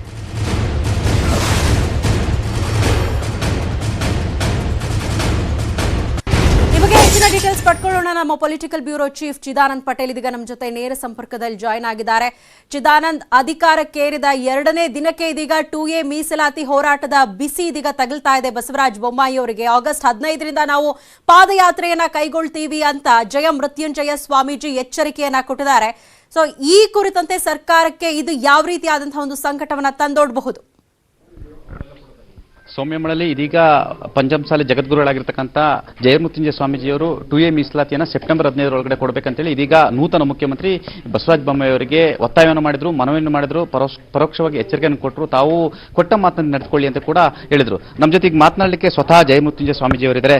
ಸ್ವಾಮೀಜಿಯವರೇ, ಬಹುಶಃ ಈಗ ಲಿಂಗಾಯತರೇ ಮುಖ್ಯಮಂತ್ರಿ ಆದ್ರು, ಹಾಗಾಗಿ ನಿಮ್ಮ 2A ಮೀಸಲಾತಿಗೆ ಇನ್ನು ಸಿಗೋದು ಬಹಳಷ್ಟು ಅನುಕೂಲಕರ ಆಯಿತು ಅನ್ಸುತ್ತಲ್ವಾ? ಭಾಳ ಸಂತೋಷ. ಕಾರಣ ಅಂದರೆ ಮೀಸಲಾತಿಯ ಆಳ ಅಗಲ ಎಲ್ಲವನ್ನೂ ಬಲ್ಲಂಥವರು ಇವತ್ತು ಬೊಮ್ಮಾಯಿಯವರು. ಯಾಕಂದರೆ ಅವರು ಹಿಂದೆ ಯಡಿಯೂರಪ್ಪರು ಮುಖ್ಯಮಂತ್ರಿ ಆದಾಗ ಲಾ ಮಿನಿಸ್ಟರ್ ಕೆಲಸ ಮಾಡಿದಂಥವ್ರು ಮತ್ತು ನಮ್ಮ ಹೋರಾಟಕ್ಕೆ ಮೊದಲಿಂದನೂ ಬೆಂಬಲ ಕೊಟ್ಟಂಥವ್ರು. ಇವತ್ತು ಅವರೇ ಪ್ಲೇಸಿಗೆ ಕುಂತಿರೋದ್ರಿಂದ ಒಂದು ರೀತಿ ಕಾಲ ಒಂದು ಯೋಗಾಯೋಗ ಆಗಿದೆ. ಖಂಡಿತವಾಗಿ ಅವರ ಅವಧಿಯೊಳಗೆ ಮೀಸಲಾತಿ ಕೊಡಲಿ ಅಂತೇಳಿ ನಾನು ಒತ್ತಾಯ ಮಾಡ್ತೀನಿ. ಆ ಮೂಲಕವಾಗಿ ಸನ್ಮಾನ್ಯ ಮುಖ್ಯಮಂತ್ರಿ ಬೊಮ್ಮಾಯಿಯವರು ರಾಜ್ಯದ ನೂತನ ಮುಖ್ಯಮಂತ್ರಿ ಅಧಿಕಾರ ಸ್ವೀಕಾರ ಮಾಡಿದರು. ಇಲ್ಲೇ ಒಂದು ಕಡೆ ನಮ್ಮ ಪಾದಯಾತ್ರೆಯ ಕೊಟ್ಟಂಥವ್ರು ಸಾಕಾರದ ಪುಣ್ಯದ ಫಲ ಅಂತ ಅನಿಸುತ್ತೆ. ಅವರು ಮುಖ್ಯಮಂತ್ರಿ ಆಗಿದ್ದು ಪಾದಯಾತ್ರೆ ಆರಂಭವಾದಾಗಿಂದ ಇಲ್ಲಿವರೆಗೂ ಎಲ್ಲ ರೀತಿಯಾಗಿ ಸಹಕಾರ ಕೊಟ್ಟರೆ, ಸ್ಪಂದಿಸಿದ್ದಾರೆ. ಆ ಕಾರಣಕ್ಕೋಸ್ಕರ ಶ್ರೀಪೀಠದ ವತಿಯಿಂದ ನಾಡಿನ ಸಮಾಜದ ಬಾಂಧವರ ಪರವಾಗಿ ನೂತನ ಮುಖ್ಯಮಂತ್ರಿಗಳನ್ನು ನಾನು ಅಭಿನಂದಿಸ್ತೀನಿ. ಸ್ವಾಮೀಜಿಯವರೇ, ಪಂಚಮಸಾಲಿಯೊಬ್ಬರು ಮುಖ್ಯಮಂತ್ರಿ ಆಗ್ತಾರೆ ಅಂತಿದ್ರು. ಕೊನೆ ಗಳಿಗೆಯಲ್ಲಿ ಮಾಜಿ ಮುಖ್ಯಮಂತ್ರಿ BS ಯಡಿಯೂರಪ್ಪನವರ ಅಭ್ಯರ್ಥಿಯಾಗಿ ಬಸವರಾಜ ಬೊಮ್ಮಾಯಿ ಹೊರಹೊಮ್ಮಿದ್ರು, ಮುಖ್ಯಮಂತ್ರಿ ಆದರು. ಹಾಗಾಗಿ ನಿಮ್ಮ ಸಮಾಜಕ್ಕೆ ಮುಖ್ಯಮಂತ್ರಿ ಹುದ್ದೆ ಕೂಡ ತಪ್ಪಿತು. ಇದೇ ಕಾರಣಕ್ಕಾಗಿ ಎಲ್ಲ ಒಂದು ಕಡೆ ನಿಮ್ಮ 2A ಮೀಸಲಾತಿ ಕೊಡಲಿಕ್ಕೆ ಮೀನೆ ಮೈಸೆ ಎಣಿಸಿದ್ರೆ ನಿಮ್ಮ ಹೋರಾಟ ಯಾವ ಸ್ವರೂಪದಾಗಿರುತ್ತೆ? ಈ ಸಂದರ್ಭದಲ್ಲಿ ಹೊಸ ಮುಖ್ಯಮಂತ್ರಿಗೆ ಯಾವ ರೀತಿ ಎಚ್ಚರಿಕೆ ಸಂದೇಶವನ್ನು ಕಳಿಸ್ತೀರಾ? ಮಂತ್ರಿ ಸ್ಥಾನಕ್ಕಿಂತ ಮೀಸಲಾತಿ ಮುಖ್ಯ, ಮುಖ್ಯಮಂತ್ರಿ ಸ್ಥಾನಕ್ಕಿಂತ ಮೀಸಲಾತಿ ಮುಖ್ಯ, ನಿಗಮ ಮಂಡಳಿ ಅಧ್ಯಕ್ಷ ಸ್ಥಾನಕ್ಕಿಂತ ಮೀಸಲಾತಿ ಅವಕಾಶ ಮುಖ್ಯ ಅನ್ನುವಂಥ ಘೋಷಣೆಯೊಂದಿಗೆ ನಾವು ಪಾದಯಾತ್ರೆ ಶುರು ಮಾಡಿದ್ವಿ. ಎಲ್ಲೇ ಒಂದು ಕಡೆ ನಮ್ಮ ಪಾದಯಾತ್ರೆಯ ಒಗ್ಗಟ್ಟು ಬೆಂಗಳೂರಲ್ಲಿ ನಾವು ಮಾಡಿರ್ತಕ್ಕಂಥ ಶಕ್ತಿ ಪರಿಚಯದ ಪರಿಣಾಮವಾಗಿ BJP ವರಿಷ್ಠರು ಈ ಸಮಾಜಕ್ಕೆ ಅವಕಾಶ ಕೊಡ್ತಾರೆ ಅಂತ ನಾನು ನಿರೀಕ್ಷೆಯಲ್ಲಿದ್ವಿ. ಅದು ನಿಮ್ಮೆಲ್ಲ ಮಾಧ್ಯಮ ಮೂಲಕ ಗೊತ್ತಾಗಿತ್ತು. ನಮ್ಮ ಸಮಾಜದ 3 ಜನ ಆಕಾಂಕ್ಷಿಗಳಿದ್ರು, 3ರಿಗೆ ಒಬ್ಬರಿಗೆ ಅವಕಾಶ ಸಿಗುತ್ತೆ ಅಂತ ನಾವು ಕೊನೆವರೆಗೂ ನಮ್ಮ ಇಡೀ ನಾಡಿನ ಸಮಾಜ ಪಂಚಮಸಾಲಿಯವರಿಗೆ 2A ಮೀಸಲಾತಿ ಕೊಡಲಿಕ್ಕೆ ಇವರು ಮೀನಾಮೇಷ ಎಣಿಸಿದ್ರೆ ಇವ್ರಿಗೆ ಯಾವ ರೀತಿ ಖಡಕ್ ಸಂದೇಶ ಕೊಡ್ತಾರೆ? ಎಚ್ಚರಿಕೆ ಸಂದೇಶ ಯಾವ ರೀತಿ ಕೊಡ್ತಾರೆ? ಯಾಕಂತ ಹೇಳಿದ್ರೆ ಮುಖ್ಯಮಂತ್ರಿಗಳು ನಿಮಗೆ ಅನ್ಯಾಯ ಮಾಡಬಾರ್ದು ಅಂತ ಹೇಳ್ತಿರಲ್ಲ. ಬಹುತೇಕ ಬೊಮ್ಮಾಯಿಯವರು ಆ ರೀತಿ ಮಾಡಲ್ಲ ಅಂತ ಭಾವಿಸಿದ್ದೀವಿ. ಒಂದು ವೇಳೆ ಏನಾದರೂ ನಿಧಾನಗತಿ ಮಾಡಿದರೆ, ನಿರ್ಲಕ್ಷ್ಯ ಮಾಡಿದರೆ ನಾವು ಅಕ್ಟೋಬರ್ 1ನೇ ತಾರೀಕು ಫ್ರೀಡಂ ಪಾರ್ಕಲ್ಲಿ ಮತ್ತೆ ಧರಣಿ ಸತ್ಯಾಗ್ರಹ ಮುಂದುವರಿಸ್ತೇವೆ. ಅದಕ್ಕಾಗಿಯೇ ಆಗಸ್ಟ್ 15ನೇ ತಾರೀಕಿಂದ ಸೆಪ್ಟೆಂಬರ್ 30ರವರೆಗೆ ರಾಜ್ಯಾದ್ಯಂತ ಪಂಚಮಸಾಲಿ ಪ್ರತಿಜ್ಞಾ ಪಂಚಾಯತ್ ಎನ್ನುವಂಥ ಘೋಷವಾಕ್ಯದೊಂದಿಗೆ ಜನರಲ್ಲಿ ಜಾಗೃತಿ ಮೂಡಿಸ್ತೇವೆ. ಈ ಸೆಪ್ಟೆಂಬರ್ 15 ಸನ್ಮಾನ್ಯ ಮುಖ್ಯಮಂತ್ರಿ ಕೊಟ್ಟಂಥ ಅವಧಿ ಮುಕ್ತಾಯಗೊಳ್ತಿದೆ. ಅಷ್ಟೊಳಗಾಗಿ ನಮ್ಮ ಬೊಮ್ಮಾಯಿಯವರು ಈ ಸಮಾಜಕ್ಕೆ ಮೀಸಲಾತಿಯನ್ನು ಕೊಡಬೇಕು, ಕೊಟ್ಟು ಈ ಸಮಾಜ ಗೌರವಕ್ಕೆ ಪಾತ್ರ ಆಗಬೇಕು ಅಂತೇಳಿ ನಾನು ಆಗ್ರಹ ಮಾಡ್ತೇನೆ. ಹೋರಾಟದ ಸಂದರ್ಭದಲ್ಲಿ ಬಸವರಾಜ ಬೊಮ್ಮಾಯಿ ಅವರು ಗೃಹ ಮಂತ್ರಿಗಳಾಗಿದ್ದರು. ಅವರು ಕೂಡ ಏನಂತ ಭರವಸೆ ಕೊಟ್ಟಿದ್ರು ಸರ್? ಬಸವರಾಜ ಬೊಮ್ಮಾಯಿಯವರು ನಿರಂತರವಾಗಿ ಆಶಾವಾದಿಗಳಾಗಿಯೇ ನಮಗೆ ಭರವಸೆ ಕೊಟ್ಟಿದ್ರು. ಅದರಲ್ಲಿ ಸನ್ಮಾನ್ಯ ಮುಖ್ಯಮಂತ್ರಿಗಳು ಅಧಿವೇಶನದಲ್ಲಿ ಮಾತು ಕೊಡಲಿಕ್ಕೆ ಯತ್ನಾಳಗೌಡರನ್ನು ಹೋರಾಟ ಮಾಡಿದರು. ಆ ಹೋರಾಟಕ್ಕೆ ಪೂರಕವಾಗಿ ಬೊಮ್ಮಾಯಿಯವರು ಸಹ ಸನ್ಮಾನ್ಯ ಮುಖ್ಯಮಂತ್ರಿಗಳ ಮನವನ್ನು ಒಲಿಸಿ ಅಧಿವೇಶನದಲ್ಲಿ ನಮಗೆ ರೆಕಾರ್ಡ್ ಆಗಲಿಕ್ಕೆ ಪ್ರಯತ್ನ ಪಟ್ಟಂಥವ್ರು. ಆ ಕಾರಣಕ್ಕೋಸ್ಕರವಾಗಿ ನಮಗೆ ವಿಶ್ವಾಸ ಐತಿ, ಈ ಬೊಮ್ಮಾಯಿಯವರು ಯಾವ ಕಾರಣಕ್ಕೆ ಈ ಸಮಾಜವನ್ನು ಕೈ ಬಿಡಲ್ಲ, ಈ ಸಮಾಜಕ್ಕೆ ನ್ಯಾಯವನ್ನು ಒದಗಿಸ್ಕೊಡ್ತಾರೆ ಅಂತ. ಒಟ್ಟಾರೆ ಜಯಮೃತ್ಯುಂಜಯ ಸ್ವಾಮೀಜಿಗಳು ಸಮಾಜಕ್ಕೆ ನ್ಯಾಯ ಒದಗಿಸಿಕೊಡ್ತಾರೆ ಅಂತ ಹೇಳಿದರೆ, ಒಂದು ವೇಳೆ ಒದಗಿಸ್ಕೊಡ್ಲಿಲ್ಲ ಅಂದರೆ ಮತ್ತೆ ಹೋರಾಟದ ಹಾದಿ ಹಿಡಿತೀವಿ ಅಂತ ಹೇಳಿದ್ರೆ, ಆ ಮುಖಾಂತರ ಹೊಸ ಮುಖ್ಯಮಂತ್ರಿಗೆ ಪಂಚಮಸಾಲಿ ಸಮುದಾಯಕ್ಕೆ 2A ಮೀಸಲಾತಿ ಕೊಡುವಂಥ ಹೊಸ ಸಂಕಷ್ಟ ಎದುರಾಗಿದೆ ಅಂತ ಅನ್ಬೋದು. ಯಾಕಂತ ಹೇಳಿದ್ರೆ ಸೆಪ್ಟೆಂಬರ್ 15ರ ಗಡುವನ್ನು ಕೊಟ್ಟಿದ್ರೆ, ಆ ಗಡುವನ್ನು ಮೀರಿದ್ರೆ ಮತ್ತೆ ಬಸವರಾಜ ಬೊಮ್ಮಾಯಿ ವಿರುದ್ಧ ಇಡೀ ಪಂಚಮಸಾಲಿ ಸಮುದಾಯ ಸ್ವಾಮೀಜಿಗಳೊಂದಿಗೆ ಗುಡುಗೋದು ಖಚಿತ ಅನ್ನೋದನ್ನ ಸ್ವತಃ ಸ್ವಾಮೀಜಿಯವರೇ ನ್ಯೂಸ್ 18ಗೆ ಸ್ಪಷ್ಟಪಡಿಸಿದ್ರು. ಸೌಮ್ಯ ಮಳಲಿ. Thank you Chidanand. ತಮ್ಮ ಇನ್ಫಾರ್ಮೇಶನ್ಗೆ ಸುದ್ದಿ ಮುಂದುವರಿಯುತ್ತೆ ಚಿಕ್ಕ ಬ್ರೇಕ್ ಆದ್ಮೇಲೆ.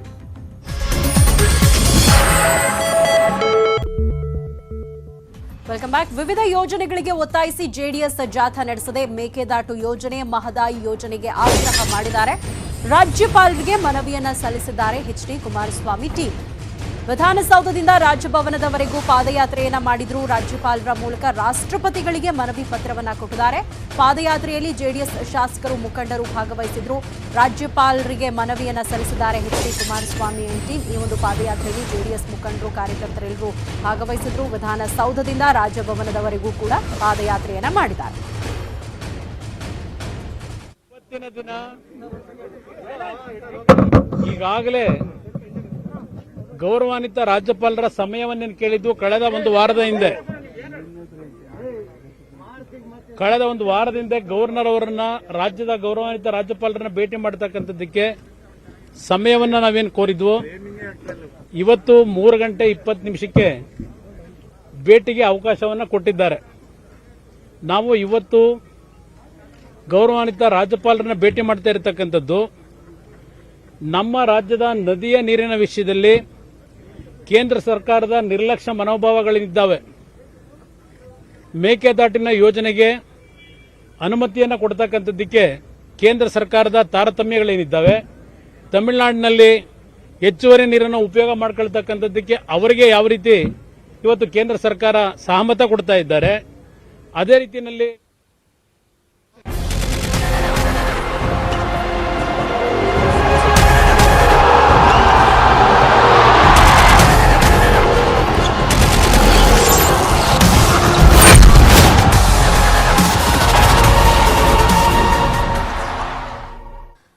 ಒಲಿಂಪಿಕ್ಸ್ನಲ್ಲಿ ಬಾಕ್ಸರ್ ಮೇರಿ ಕೋಮ್ಗೆ ಸೋಲಾಗಿದೆ. ಟೋಕಿಯೋ ಒಲಿಂಪಿಕ್ಸ್ನಿಂದ ಮೇರಿ ಕೋಮ್ ಹೊರ ನಡೆದಿದ್ದಾರೆ. ಬಾಕ್ಸಿಂಗ್ ಕ್ವಾರ್ಟರ್ ಫೈನಲ್ನಲ್ಲಿ ಮೇರಿ ಕೋಮ್ಗೆ ಸೋಲಾಗಿದೆ. ಭರ್ಜರಿ ಶುಭಾರಂಭವನ್ನ ಮಾಡಿದ್ರು ಮೇರಿ ಕೋಮ್. ಕೊಲಂಬಿಯಾದ ವೆಲೆನ್ಸಿಕಾ ಎದುರು ಪರಾಜಯವಾಗಿದ್ದಾರೆ. ಕ್ವಾರ್ಟರ್ ಫೈನಲ್ನಲ್ಲಿ 3-2 ಅಂತರದಿಂದ ಮೇರಿ ಕೋಮ್ ಸೋಲನ್ನ ಅನುಭವಿಸಿರುವಂತದ್ದು. ಕ್ವಾರ್ಟರ್ ಫೈನಲ್ನಲ್ಲಿ ಮೇರಿ ಕೋಮ್ಗೆ ಸೋಲಾಗಿದೆ. ಭಾರತದ ಪದಕ ಬೇಟೆಯಲ್ಲಿ ಮೇರಿ ಕೋಮ್ ಫೇವರೇಟ್ ಅನಿಸ್ಕೊಂಡಿದ್ರು, ಆದರೆ ಕ್ವಾರ್ಟರ್ ಫೈನಲ್ನಲ್ಲಿ ಸೋಲನ್ನ ಅನುಭವಿಸಿದ್ದಾರೆ. 3-2 ಅಂತರದಿಂದ ಸೋಲನ್ನ ಅನುಭವಿಸಿರುವಂತದ್ದು. ಮೇರಿ ಕೋಮ್ ಈ ಮೂಲಕ ಟೋಕಿಯೋ ಒಲಿಂಪಿಕ್ಸ್ನಿಂದ ಹೊರ ನಡೆದಿದ್ದಾರೆ. ಭರ್ಜರಿ ಶುಭಾರಂಭವನ್ನ ಮಾಡಿದ್ರು ಮೇರಿ ಕೋಮ್. ಈ ಬಾರಿ ಮೇರಿ ಕೋಮ್ಗೆ ಸೋಲಾಗಿರುವಂತದ್ದು. ಟೋಕಿಯೋ ಒಲಿಂಪಿಕ್ಸ್ನಿಂದ ಮೇರಿ ಕೋಮ್ ಹೊರ ನಡೆದಿದ್ದಾರೆ. ಬಾಕ್ಸಿಂಗ್ ಕ್ವಾರ್ಟರ್ ಫೈನಲ್ನಲ್ಲಿ ಮೇರಿ ಕೋಮ್ಗೆ ಸೋಲಾಗಿರುವಂತದ್ದು. ಕೊಲಂಬಿಯಾದ ವೆಲೆನ್ಸಿಕಾ ಎದುರು ಪರಾಜಯವಾಗಿದ್ದಾರೆ. ಕ್ವಾರ್ಟರ್ ಫೈನಲ್ನಲ್ಲಿ 3-2 ಅಂತರದಿಂದ ಮೇರಿ ಕೋಮ್ ಸೋಲನ್ನು ಅನುಭವಿಸಿದೆ. ಮೇರಿ ಕೋಮ್ ಅವರು ಭಾರತಕ್ಕೆ ಒಂದಾದ್ರೂ ಪದಕವನ್ನ ತಂದೇ ತರ್ತಾರೆ ಅನ್ನುವಂತಹ ನಿರೀಕ್ಷೆಯಲ್ಲಿದ್ರು. ಅವರ ಅಭಿಮಾನಿಗಳಿಗೆ ಈ ಬಾರಿ ಕೊಂಚ ನಿರಾಸೆ ಕೂಡ ಆಗಿದೆ. ಯಾಕಂದರೆ ಟೋಕಿಯೋ ಒಲಿಂಪಿಕ್ಸ್ನಿಂದ ಮೇರಿ ಕೋಮ್ ಹೊರಬಿದ್ದಿದ್ದಾರೆ. ಕ್ವಾರ್ಟರ್ ಫೈನಲ್ನಲ್ಲಿ ಮೇರಿ ಕೋಮ್ ಸೋಲನ್ನು ಅನುಭವಿಸಿದ್ದಾರೆ. 3-2 ಅಂತರದಿಂದ ಮೇರಿ ಕೋಮ್ ಸೋಲನ್ನು ಅನುಭವಿಸಿದ್ದಾರೆ.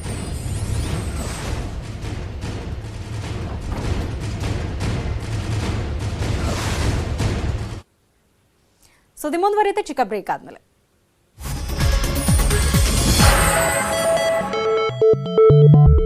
ಶಿಕ್ಷಣ ನೀತಿ ಬಗ್ಗೆ ಪ್ರಧಾನಿ ಮೋದಿ ಮಾತನಾಡಿದ್ದಾರೆ. ಶಿಕ್ಷಣದ ಸುಧಾರಣೆಗಾಗಿ ಹಲವು ಯೋಜನೆ, ದೂರ ಶಿಕ್ಷಣ, ಉನ್ನತ ಶಿಕ್ಷಣಕ್ಕೆ ಆದ್ಯತೆ ಕೊಟ್ಟರ ಎಲ್ಲ ವಿಚಾರಗಳಿಗೆ ಸಂಬಂಧಪಟ್ಟ ಹಾಗೆ ಪ್ರಧಾನಿ ನರೇಂದ್ರ ಮೋದಿ ಅವರು ಕೆಲವೇ ಕ್ಷಣಗಳಲ್ಲಿ ಮಾತನಾಡಿದ್ದಾರೆ.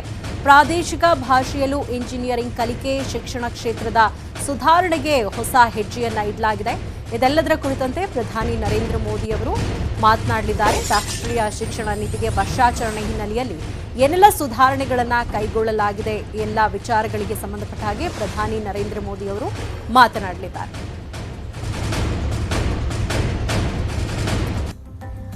ಆನ್ಲೈನ್ ಡಿಗ್ರಿ ಪದವಿಗೆ ಹೆಚ್ಚಿನ ಒತ್ತನ್ನು ಕೊಡಲಾಗಿದೆ. 42 ಉನ್ನತ ಶಿಕ್ಷಣ ಸಂಸ್ಥೆಗಳಿಂದ ಸುಮಾರು 216 ವಿವಿಧ ಕೋರ್ಸ್ಗಳನ್ನು ಕಲಿಸಲಾಗ್ತಾ ಇದೆ. ಆನ್ಲೈನ್ ಶಿಕ್ಷಣ ಶುಲ್ಕ ಪ್ರಕ್ರಿಯೆಯನ್ನ ಸರಳೀಕರಣಗೊಳಿಸಲಾಗಿದೆ. ಹೀಗೆ ಹಲವಾರು ವಿಚಾರಗಳಿಗೆ ಸಂಬಂಧಪಟ್ಟಂತೆ ಪ್ರಧಾನಿ ನರೇಂದ್ರ ಮೋದಿ ಅವರು ಮಾತನಾಡಲಿದ್ದಾರೆ. ಇನ್ನು ಕೋವಿಡ್ನಿಂದ ಮೃತಪಟ್ಟಂತವರ ಮಕ್ಕಳ ಶಿಕ್ಷಣಕ್ಕೆ ಸರ್ಕಾರದಿಂದ ಪ್ರೋತ್ಸಾಹವನ್ನ ಕೊಡಲಾಗ್ತಾ ಇದೆ. ಈ ನಿಟ್ಟಿನಲ್ಲಿ ಸ್ವಾನತ್ ಹೆಸರಿನಲ್ಲಿ ಹೊಸ ಸ್ಕಾಲರ್ಶಿಪ್ ಮೂಲಕ ಸಹಕಾರವನ್ನ ಕೊಡೋದಾಗಿ ಸರ್ಕಾರ ಹೇಳಿರುವಂಥದ್ದು. ಬಾಲಕಿಯರಿಗೆ ಹೆಚ್ಚುವರಿಯಾಗಿ 5,000 ಪ್ರಗತಿ ಸ್ಕಾಲರ್ಶಿಪ್ ಅನ್ನ ನೀಡಲಾಗುತ್ತೆ. ದಿವ್ಯಾಂಗರಿಗಾಗಿ ಸಕ್ಷಮ್ ಸ್ಕಾಲರ್ಶಿಪ್ ಅನ್ನ ಕೊಡಲಾಗುತ್ತೆ. ಮಾರ್ಗದರ್ಶಕರ ಮೂಲಕ ಶಿಕ್ಷಣ ನೀತಿಯನ್ನ ಪ್ರಚಾರಪಡಿಸಲಾಗುತ್ತೆ. ರಾಷ್ಟ್ರೀಯ ಶಿಕ್ಷಣ ನೀತಿಗೆ 1 ವರ್ಷ ಆಗಿರೋ ಹಿನ್ನೆಲೆಯಲ್ಲಿ, ವರ್ಷಾಚರಣೆ ಹಿನ್ನೆಲೆಯಲ್ಲಿ ಪ್ರಧಾನಿ ನರೇಂದ್ರ ಮೋದಿ ಅವರು ಶಿಕ್ಷಣ ನೀತಿ ಕುರಿತಂತೆ ಹಲವಾರು ವಿಚಾರಗಳನ್ನ ಮಾತನಾಡಲಿದ್ದಾರೆ.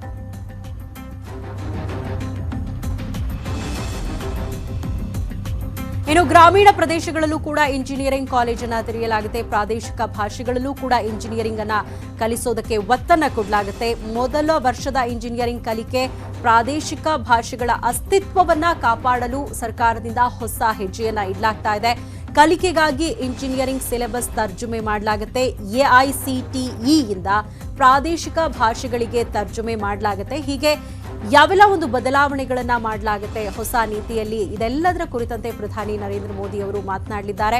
ಉನ್ನತ ಶಿಕ್ಷಣದ ಅಂತಾರಾಷ್ಟ್ರೀಕರಣಕ್ಕೆ ಮಾರ್ಗಸೂಚಿಯನ್ನ ಮಾಡಲಾಗಿದೆ. ಕಲಿಕೆ, ಅಭ್ಯಾಸ, ತರಬೇತಿ, ಅಂತಾರಾಷ್ಟ್ರೀಯ ಮನ್ನಣೆ ಕೊಡಲಾಗಿದೆ. ವಿದೇಶಿ ವಿದ್ಯಾರ್ಥಿಗಳನ್ನ ಸೆಳೆಯೋದಕ್ಕೆ ಮಾರ್ಗಸೂಚಿಯನ್ನ ಕೂಡ ಮಾಡಲಾಗಿರುವಂಥದ್ದು. ಇನ್ನು ಶಿಕ್ಷಣ ಕ್ಷೇತ್ರದಲ್ಲೂ ಕೂಡ ಬ್ಯಾಂಕಿಂಗ್ ವ್ಯವಸ್ಥೆಗೆ ಆದ್ಯತೆಯನ್ನ ಕೊಡಲಾಗಿದೆ.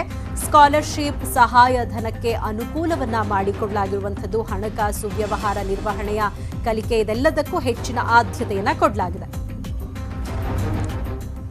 ಸುದ್ದಿ ಮುಂದುವರಿಯುತ್ತೆ ಚಿಕ್ಕ ಬ್ರೇಕ್ ಆದ್ಮೇಲೆ.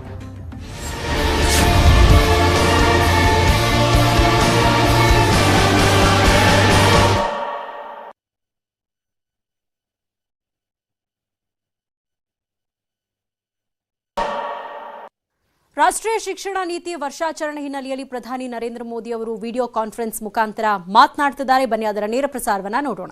साथी मंत्रीगण, राज्यों के शिक्षा मंत्री महोदयगण, विश्वविद्यालय के कुलपति तथा स्कूल एवं कॉलेज एवं अन्य संस्थानों के संस्थाध्यक्ष, मेरे प्रिय विद्यार्थियों एवं शिक्षकों, देवियों और सज्जनों, आप सभी को मेरा सादर अभिनंदन।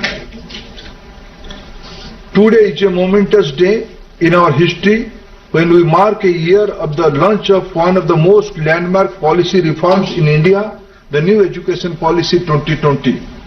When the world was at its peak of struggling to cope with the COVID-19 pandemic, our government came up with this transformative policy which will have profound, far-reaching impact on the educational landscape of the country, thereby reshaping the destiny of this nation, both in terms of its internal resilience, resources and strength, and its standing in the world. The importance of this document cannot be emphasized enough for its potential role in building a robust nation. The New Education Policy 2020 stands on the 4 pillars of quality, ರಾಷ್ಟ್ರೀಯ ಶಿಕ್ಷಣ ನೀತಿಗೆ 1 ವರ್ಷ ಹಿನ್ನೆಲೆಯಲ್ಲಿ, ವರ್ಷಾಚರಣೆ ಹಿನ್ನೆಲೆಯಲ್ಲಿ ಸರ್ಕಾರದಿಂದ ಈಗ ಕೈಗೊಳ್ಳಲಾಗಿರುವಂತಹ ಹೊಸ ಯೋಜನೆಗಳು, ಇದರಿಂದ ವಿದ್ಯಾರ್ಥಿಗಳಿಗೆ, ಅದರಲ್ಲೂ ಕೂಡ ಪ್ರಾದೇಶಿಕ ಭಾಷೆಯಲ್ಲಿ ಇಂಜಿನಿಯರಿಂಗ್ ಮಾಡಬೇಕು ಅಂತ ಅನ್ಕೊಂಡಿರುವಂತಹ ವಿದ್ಯಾರ್ಥಿಗಳಿಗೆ ಯಾವ ರೀತಿಯಾಗಿ ಕೇಂದ್ರ ಸರ್ಕಾರ ಅನುಕೂಲವನ್ನ ಕಲ್ಪಿಸಿಕೊಡ್ತಾ ಇದೆ, ಇದೆಲ್ಲದರ ಬಗ್ಗೆ ಮಾತನಾಡಲಾಗ್ತಾ ಇದೆ. ಧರ್ಮೇಂದ್ರ ಪ್ರಧಾನ್ ಅವರು ಮಾತನಾಡ್ತಿದ್ದಾರೆ. ಇನ್ನು ವಿಡಿಯೋ ಕಾನ್ಫರೆನ್ಸ್ ಮುಖಾಂತರ ಇದೆಲ್ಲವನ್ನ ಪ್ರಧಾನಿ ನರೇಂದ್ರ ಮೋದಿ ಅವರು ಕೂಡ ವೀಕ್ಷಣೆ ಮಾಡ್ತಾ ಇದ್ದಾರೆ. ಇನ್ನು ಈ ರಾಷ್ಟ್ರೀಯ ಶಿಕ್ಷಣ ನೀತಿ ಕುರಿತಂತೆ ಪ್ರಧಾನಿ ನರೇಂದ್ರ ಮೋದಿ ಅವರು ಕೂಡ ಮಾತನಾಡಲಿದ್ದಾರೆ. 1 ವರ್ಷಾಚರಣೆ ಹಿನ್ನೆಲೆಯಲ್ಲಿ ಈ ಒಂದು ವಿಚಾರವಾಗಿ ಮಾತನಾಡ್ತಾ ಇರುವಂತದ್ದು ಧರ್ಮೇಂದ್ರ ಪ್ರಧಾನ್ ಅವರು ಎಕ್ಸ್ಪ್ಲೈನ್ ಮಾಡ್ತಾ ಇದ್ದಾರೆ. ಪ್ರಮುಖವಾಗಿ ಕೇಂದ್ರ ಸರ್ಕಾರದಿಂದ ಏನೆಲ್ಲ ಹೊಸ ಯೋಜನೆಗಳಿಗೆ ಆದ್ಯತೆಯನ್ನ ಕೊಡಲಾಗ್ತಾ ಇದೆ, ಇದೆಲ್ಲದರ ಬಗ್ಗೆ ಎಕ್ಸ್ಪ್ಲೈನ್ ಮಾಡಲಾಗ್ತಾ ಇದೆ. ದೂರ ಶಿಕ್ಷಣ, ಉನ್ನತ ಶಿಕ್ಷಣಕ್ಕೆ ಕೇಂದ್ರ ಸರ್ಕಾರದಿಂದ ಯಾವ ರೀತಿಯಾಗಿ ಒತ್ತನ್ನ ಕೊಡಲಾಗ್ತಾ ಇದೆ, ಅದರಲ್ಲೂ ಕೂಡ ಪ್ರಾದೇಶಿಕ ಭಾಷೆಯಲ್ಲಿ ಇಂಜಿನಿಯರಿಂಗ್ ಕಲಿಕೆಗೆ ಹೆಚ್ಚು ಒತ್ತನ್ನ ಕೊಡಲಾಗ್ತಾ ಇದೆ. ಇದಕ್ಕೆ ಸರ್ಕಾರದಿಂದ ಏನೆಲ್ಲ ಕ್ರಮಗಳನ್ನ ಕೈಗೊಳ್ಳಲಾಗಿದೆ, ಗ್ರಾಮೀಣ ಭಾಗದಲ್ಲೂ ಕೂಡ ಇಂಜಿನಿಯರಿಂಗ್ ಕಾಲೇಜನ್ನ ತೆರೆಯೋ ಬಗ್ಗೆ ಸರ್ಕಾರ ಈಗ ಚಿಂತನೆಯನ್ನ ನಡೆಸಿರುವಂತದ್ದು. ಆ ನಿಟ್ಟಿನಲ್ಲಿ ಯಾವ ರೀತಿ ಕೇಂದ್ರ ಸರ್ಕಾರದಿಂದ ಕೆಲಸಗಳಾಗ್ತಾ ಇದೆ, ಪ್ರಾದೇಶಿಕ ಭಾಷೆಗಳ ಅಸ್ತಿತ್ವವನ್ನ ಕಾಪಾಡೋದಕ್ಕೆ ಕೇಂದ್ರ ಸರ್ಕಾರ ಯಾವ ರೀತಿ ಹೊಸ ಹೆಜ್ಜೆಯನ್ನ ಇಟ್ಟಿದೆ. ಈಗ ಇಂಜಿನಿಯರಿಂಗ್ ಸಿಲೆಬಸ್ ಅನ್ನ ತರ್ಜುಮೆ ಮಾಡಲಾಗ್ತಾ ಇದೆ. ಪ್ರಾದೇಶಿಕ ಭಾಷೆಯಲ್ಲೇ ಕೂಡ ಇಂಜಿನಿಯರಿಂಗ್ ಅನ್ನ ಮಾಡಬಹುದು. ಗ್ರಾಮೀಣ ಭಾಗದಲ್ಲಿ ಇಂಜಿನಿಯರಿಂಗ್ ಕಾಲೇಜುಗಳನ್ನ ತೆರೆಯೋದಕ್ಕೆ ಚಿಂತನೆ ನಡೆಸಿರುವಂತದ್ದು. ಇನ್ನು ಹೊಸ ಸ್ಕಾಲರ್ಶಿಪ್ ಮೂಲಕ ವಿದ್ಯಾರ್ಥಿಗಳಿಗೆ ಎಜುಕೇಶನ್ಗೆ ಸಹಕಾರವನ್ನ ಕೊಡಲಾಗ್ತಾ ಇದೆ. ಬಾಲಕಿಯರಿಗೆ ಹೆಚ್ಚುವರಿಯಾಗಿ 5,000 ಹೊಸ ಸ್ಕಾಲರ್ಶಿಪ್ ಅನ್ನ ಕೊಡಲಾಗುತ್ತೆ. ಸರ್ಕಾರದಿಂದ ಇದಕ್ಕಾಗಿ ಏನೆಲ್ಲ ಸ್ಕೀಮ್ಗಳನ್ನ ತರಲಾಗಿದೆ, ಮಾರ್ಗದರ್ಶಕರ ಮೂಲಕ ಉತ್ತಮ ಶಿಕ್ಷಣಕ್ಕೆ ಯಾವ ರೀತಿ ಕೇಂದ್ರ ಸರ್ಕಾರ ಆದ್ಯತೆಯನ್ನ ಕೊಡ್ತಾ ಇದೆ, ಇದೆಲ್ಲದರ ಬಗ್ಗೆ ಎಕ್ಸ್ಪ್ಲೈನ್ ಮಾಡ್ತಾ ಇದ್ದಾರೆ ಧರ್ಮೇಂದ್ರ ಪ್ರಧಾನ್ ಅವರು. ಪ್ರಧಾನಿ ನರೇಂದ್ರ ಮೋದಿ ಅವರು ಕೂಡ ಇದನ್ನ ವೀಕ್ಷಣೆ ಮಾಡ್ತಾ ಇದ್ದಾರೆ ವಿಡಿಯೋ ಕಾನ್ಫರೆನ್ಸ್ ಮುಖಾಂತರ. To Dr. Kasturi Rangan and the team of superior intellectuals and academics who drafted this landmark document.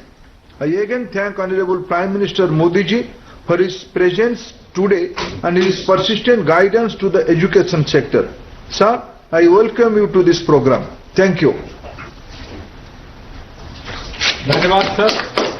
आदरणीय प्रधानमंत्री महोदय, आपकी अनुमति से राष्ट्रीय शिक्षा नीति के अंतर्गत अब तक की उपलब्धियों पर एक लघु फिल्म प्रस्तुत है.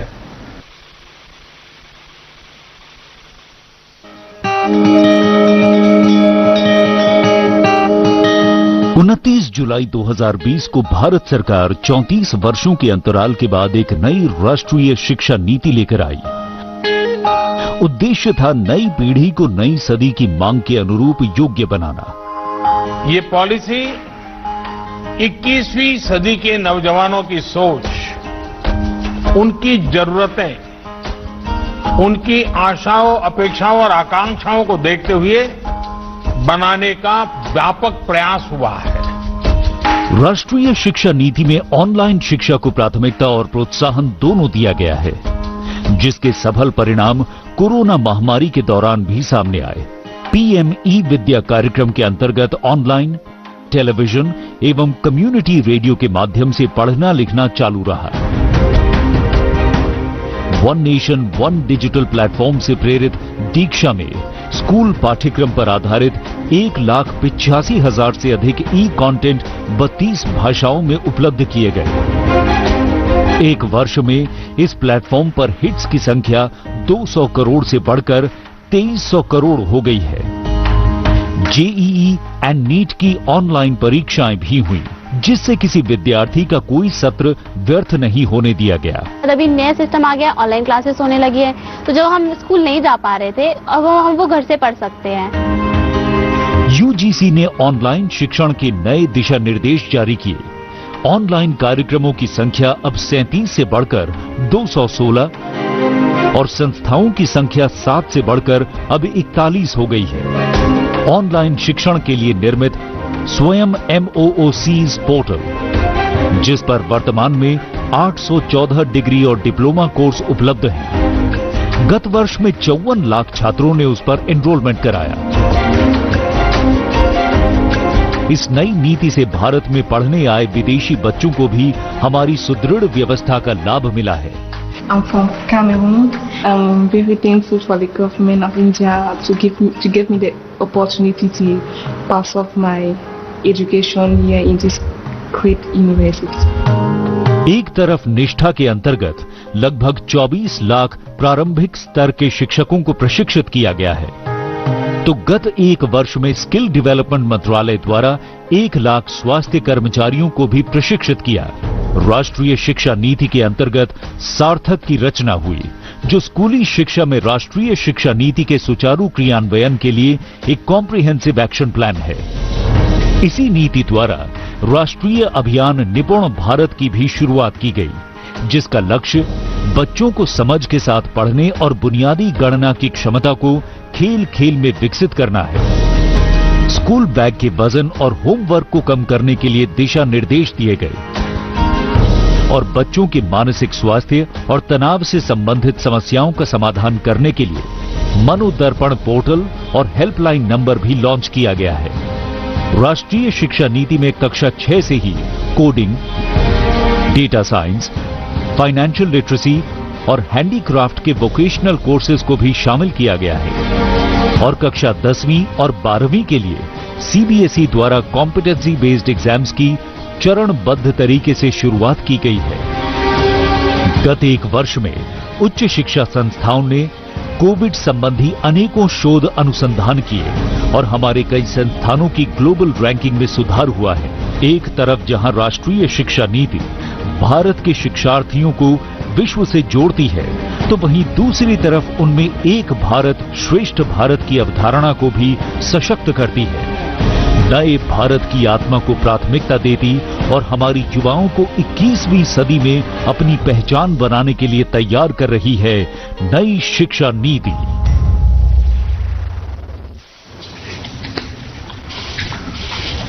अब मैं माननीय प्रधानमंत्री जी से अनुरोध करूंगा कि वो शिक्षा नीति के अंतर्गत लिए गए हमारे कुछ पहलों का कृपया बटन दबाकर उद्घाटन करें।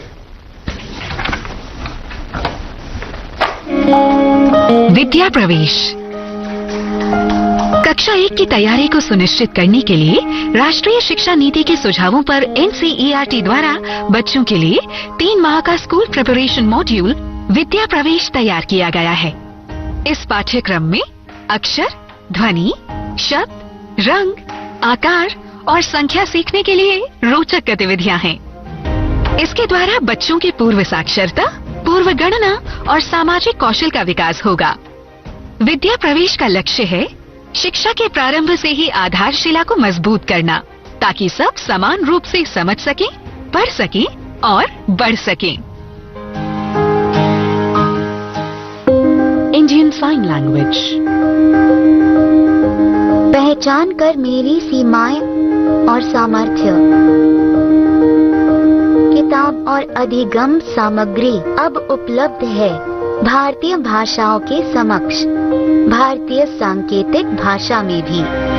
सभी विद्यार्थियों और शिक्षकों के लिए ISLRTC, NIOS और NCERT ने कक्षा 1 से 12 तक के 1200 से भी ज्यादा शैक्षिक वीडियो कार्यक्रमों को भारतीय सांकेतिक भाषा में बनाया है, जो दीक्षा मंच पर उपलब्ध है। ಶಿಕ್ಷಣ ಕ್ಷೇತ್ರದಲ್ಲಿ ಮತ್ತೊಂದು ಕ್ರಾಂತಿಕಾರಕ ಹೆಜ್ಜೆ ಇಡಲಾಗಿದೆ। ಡಿಗ್ರಿ ಸ್ನಾತಕೋತ್ತರ ದಂತ ವೈದ್ಯಕೀಯದಲ್ಲಿ ಮೀಸಲಾತಿಯನ್ನ ಘೋಷಿಸಲಾಗಿದೆ। 27% OBC ಮೀಸಲಾತಿಯನ್ನ ಘೋಷಣೆ ಮಾಡಲಾಗಿದೆ। ಈ ಕುರಿತಂತೆ ಮೀಸಲಾತಿಯನ್ನ ಮೋದಿ ಸರ್ಕಾರ ಘೋಷಣೆ ಮಾಡಿದೆ। ಆರ್ಥಿಕ ದುರ್ಬಲ ವರ್ಗಕ್ಕೆ 10% ಮೀಸಲಾತಿಯನ್ನ ಘೋಷಣೆ ಮಾಡಿದೆ। ಪ್ರಸಕ್ತ ಶೈಕ್ಷಣಿಕ ವರ್ಷದಿಂದಲೇ OBCಗೆ 27% ಮೀಸಲಾತಿ ಅನ್ವಯ ಆಗಲಿದೆ। ಟ್ವಿಟರ್ ಮೂಲಕ ಇದನ್ನ ಪ್ರಧಾನಿ ನರೇಂದ್ರ ಮೋದಿ ಅವರೇ ಸ್ಪಷ್ಟಪಡಿಸಿದ್ದಾರೆ। ಶಿಕ್ಷಣ ಕ್ಷೇತ್ರದಲ್ಲಿ ಈ ಮೂಲಕ ಮತ್ತೊಂದು ಕ್ರಾಂತಿಕಾರಕ ಹೆಜ್ಜೆಯನ್ನ ಪ್ರಧಾನಿ ನರೇಂದ್ರ ಮೋದಿ ಅವರ ನೇತೃತ್ವದ ಸರ್ಕಾರ ಕೈಗೊಂಡಿರುವಂತದ್ದು। ಡಿಗ್ರಿ ಸ್ನಾತಕೋತ್ತರ ದಂತ ವೈದ್ಯಕೀಯದಲ್ಲಿ ಮೀಸಲಾತಿಯನ್ನ ಘೋಷಣೆ ಮಾಡಿದ್ದಾರೆ। ಯಾರ್ಯಾರಿಗೆ ಎಷ್ಟೆಷ್ಟು ಮೀಸಲಾತಿಯನ್ನ ಘೋಷಣೆ ಮಾಡಿದ್ದಾರೆ ಅನ್ನೋದನ್ನ ನೋಡೋದಾದ್ರೆ OBCಗೆ 27% ಮೀಸಲಾತಿಯನ್ನ ಮೋದಿ ಸರ್ಕಾರ ಘೋಷಣೆ ಮಾಡಿದೆ। ಇನ್ನು ಆರ್ಥಿಕ ದುರ್ಬಲ ವರ್ಗಕ್ಕೆ 10% ಮೀಸಲಾತಿಯನ್ನ ಘೋಷಣೆ ಮಾಡಲಾಗಿದೆ। ಪ್ರಸಕ್ತ ಶೈಕ್ಷಣಿಕ ವರ್ಷದಿಂದ OBCಗೆ 27% ಮೀಸಲಾತಿಯನ್ನ ಘೋಷಣೆ ಮಾಡಲಾಗಿದೆ। ಈ ಮೂಲಕ ಟ್ವಿಟರ್ ಮೂಲಕ ಇದನ್ನ ಪ್ರಧಾನಿ ನರೇಂದ್ರ ಮೋದಿ ಅವರು ಸ್ಪಷ್ಟಪಡಿಸಿದ್ದಾರೆ।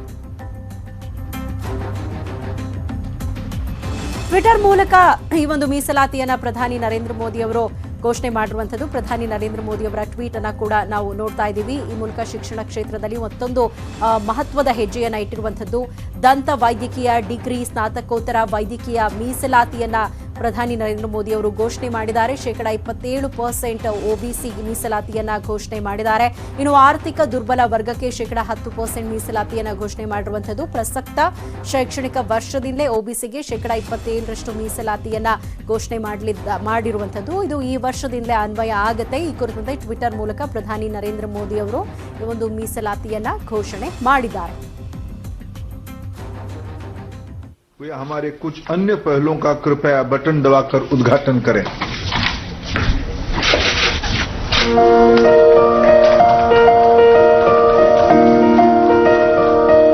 Academic Bank of Credit, academic flexibility, multidisciplinary, distributed teaching learning and multiple entry and multiple exit के सिद्धांतों पर आधारित क्रेडिट को डिजिटल से संकलित और ट्रांसफर करने की एक व्यवस्था है, जिसके लिए यूजीसी द्वारा रेगुलेशंस जारी किए गए हैं।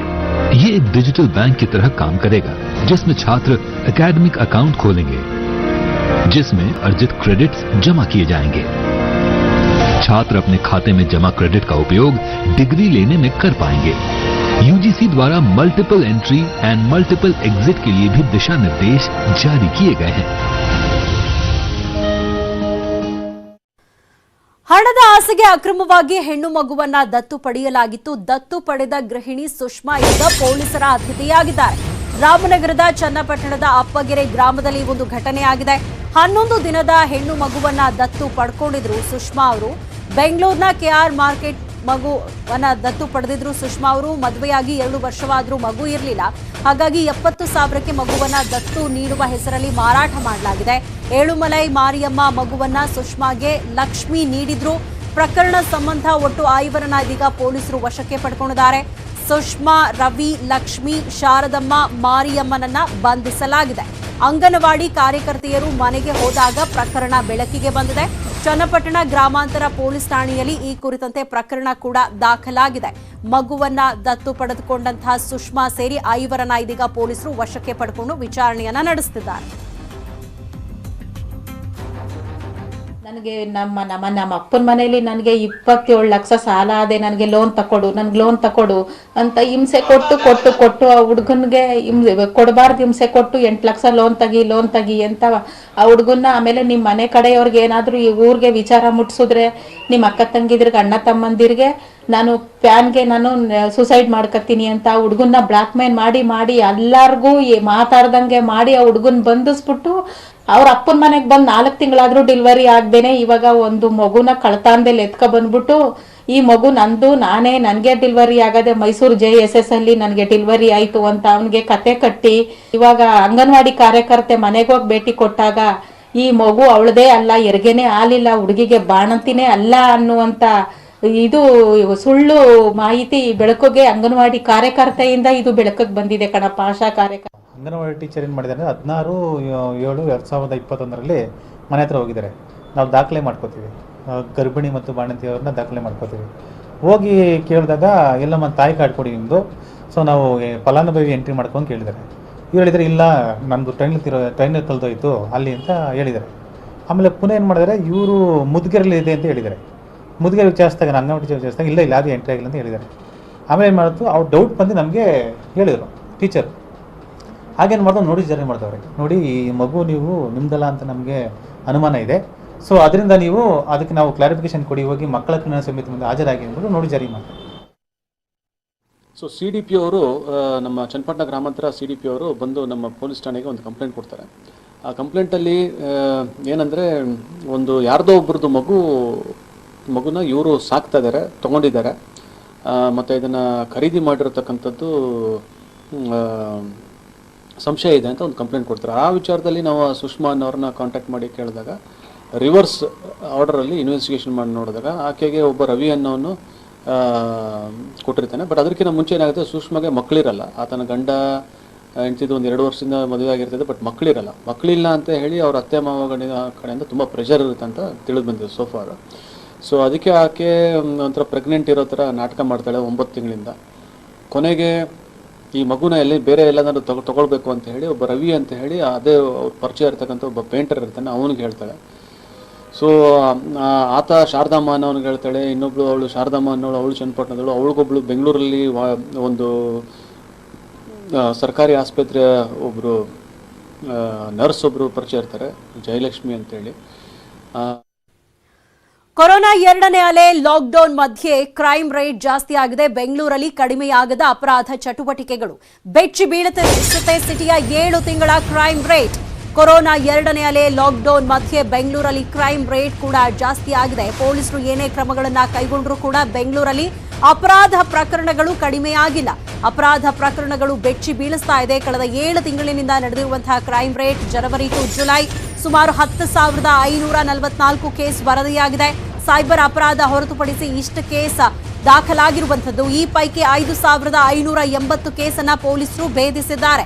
ಕೊಲೆ, ಡಕಾಯಿತಿ, ಸರಗಳ್ಳತನ ಸಲೀಸಾಗಿ ಭೇದಿಸಿದ್ರು. ಆದ್ರೆ ವಾಹನ, ಮನೆ ಕಳವು, ವಂಚನೆ ಕೇಸ್ ಇದೀಗ ಪೊಲೀಸರಿಗೆ ತಲೆನೋವಾಗಿದೆ. ವಂಚನೆ ಕೇಸ್ ಆರೋಪಿಗಳು ರಾಜ್ಯ ಬಿಟ್ಟು ಪರಾರಿಯಾಗಿದ್ದು ಇದು ಪೊಲೀಸರಿಗೆ ದೊಡ್ಡ ತಲೆನೋವನ್ನ ತಂದೊಟ್ಟಿರುವಂಥದ್ದು. ಸುಮಾರು 5,580 ಕೇಸನ್ನ ಈಗ ಆಲ್ರೆಡಿ ಪೊಲೀಸರು ಭೇದಿಸಿದ್ದಾರೆ. ಆದ್ರೆ ಕೊಲೆ, ಡಕಾಯಿತಿ, ಸರಗಳ್ಳತನ ಕೇಸ್ಗಳನ್ನ ಸಲೀಸಾಗಿ ಭೇದಿಸಿದ್ರು ಕೂಡ ವಾಹನ, ಮನೆ ಕಳವು, ವಂಚನೆ ಕೇಸ್ ಇದೀಗ ಪೊಲೀಸರಿಗೆ ದೊಡ್ಡ ತಲೆನೋವಾಗಿದೆ. ಆರೋಪಿಗಳು ರಾಜ್ಯವನ್ನ ಬಿಟ್ಟು ಬೇರೆ ರಾಜ್ಯಗಳಿಗೆ ಪರಾರಿಯಾಗಿದ್ದು ಪೊಲೀಸರಿಗೆ ಈಗ ತಲೆನೋವು ತಂದಿದೆ. ಕೊರೋನಾ ಕಾಲದಲ್ಲಿ ಇನ್ನು ಜನಜೀವನ ಕಷ್ಟದಲ್ಲೇ ಇದೆ. ಸರ್ಕಾರಕ್ಕೂ ಕೂಡ ಇದು ಸಂದಿಗ್ಧ ಪರಿಸ್ಥಿತಿಯೇ. ಕೊರೋನಾದಿಂದ ದೇಶದ ಪ್ರತಿಯೊಬ್ಬ ನಾಗರಿಕರನ್ನ ರಕ್ಷಿಸಲು ಸರ್ಕಾರವು ಎಲ್ಲಾ ರೀತಿಯ ಪ್ರಯತ್ನವನ್ನ ಮಾಡ್ತಾ ಇದೆ. ಆದ್ರೆ ಜನ ಮಾತ್ರ ಇನ್ನು ವಾಸ್ತವವನ್ನ ಒಪ್ಕೊಳ್ಳಲು ತಯಾರಿಲ್ಲ. ನಾವು ಮಾಡೋ ಸಣ್ಣ ತಪ್ಪುಗಳಿಗೂ ದೊಡ್ಡ ಬೆಲೆ ತೆರಬೇಕಾಗಬಹುದು. ಇದು ನಮ್ಮ ಜೊತೆ ನಮ್ಮವರನ್ನೂ ಅಪಾಯಕ್ಕೆ ತಳ್ಳಲು ಅವಕಾಶ ಮಾಡಿಕೊಟ್ಟಂತಾಗತ್ತೆ.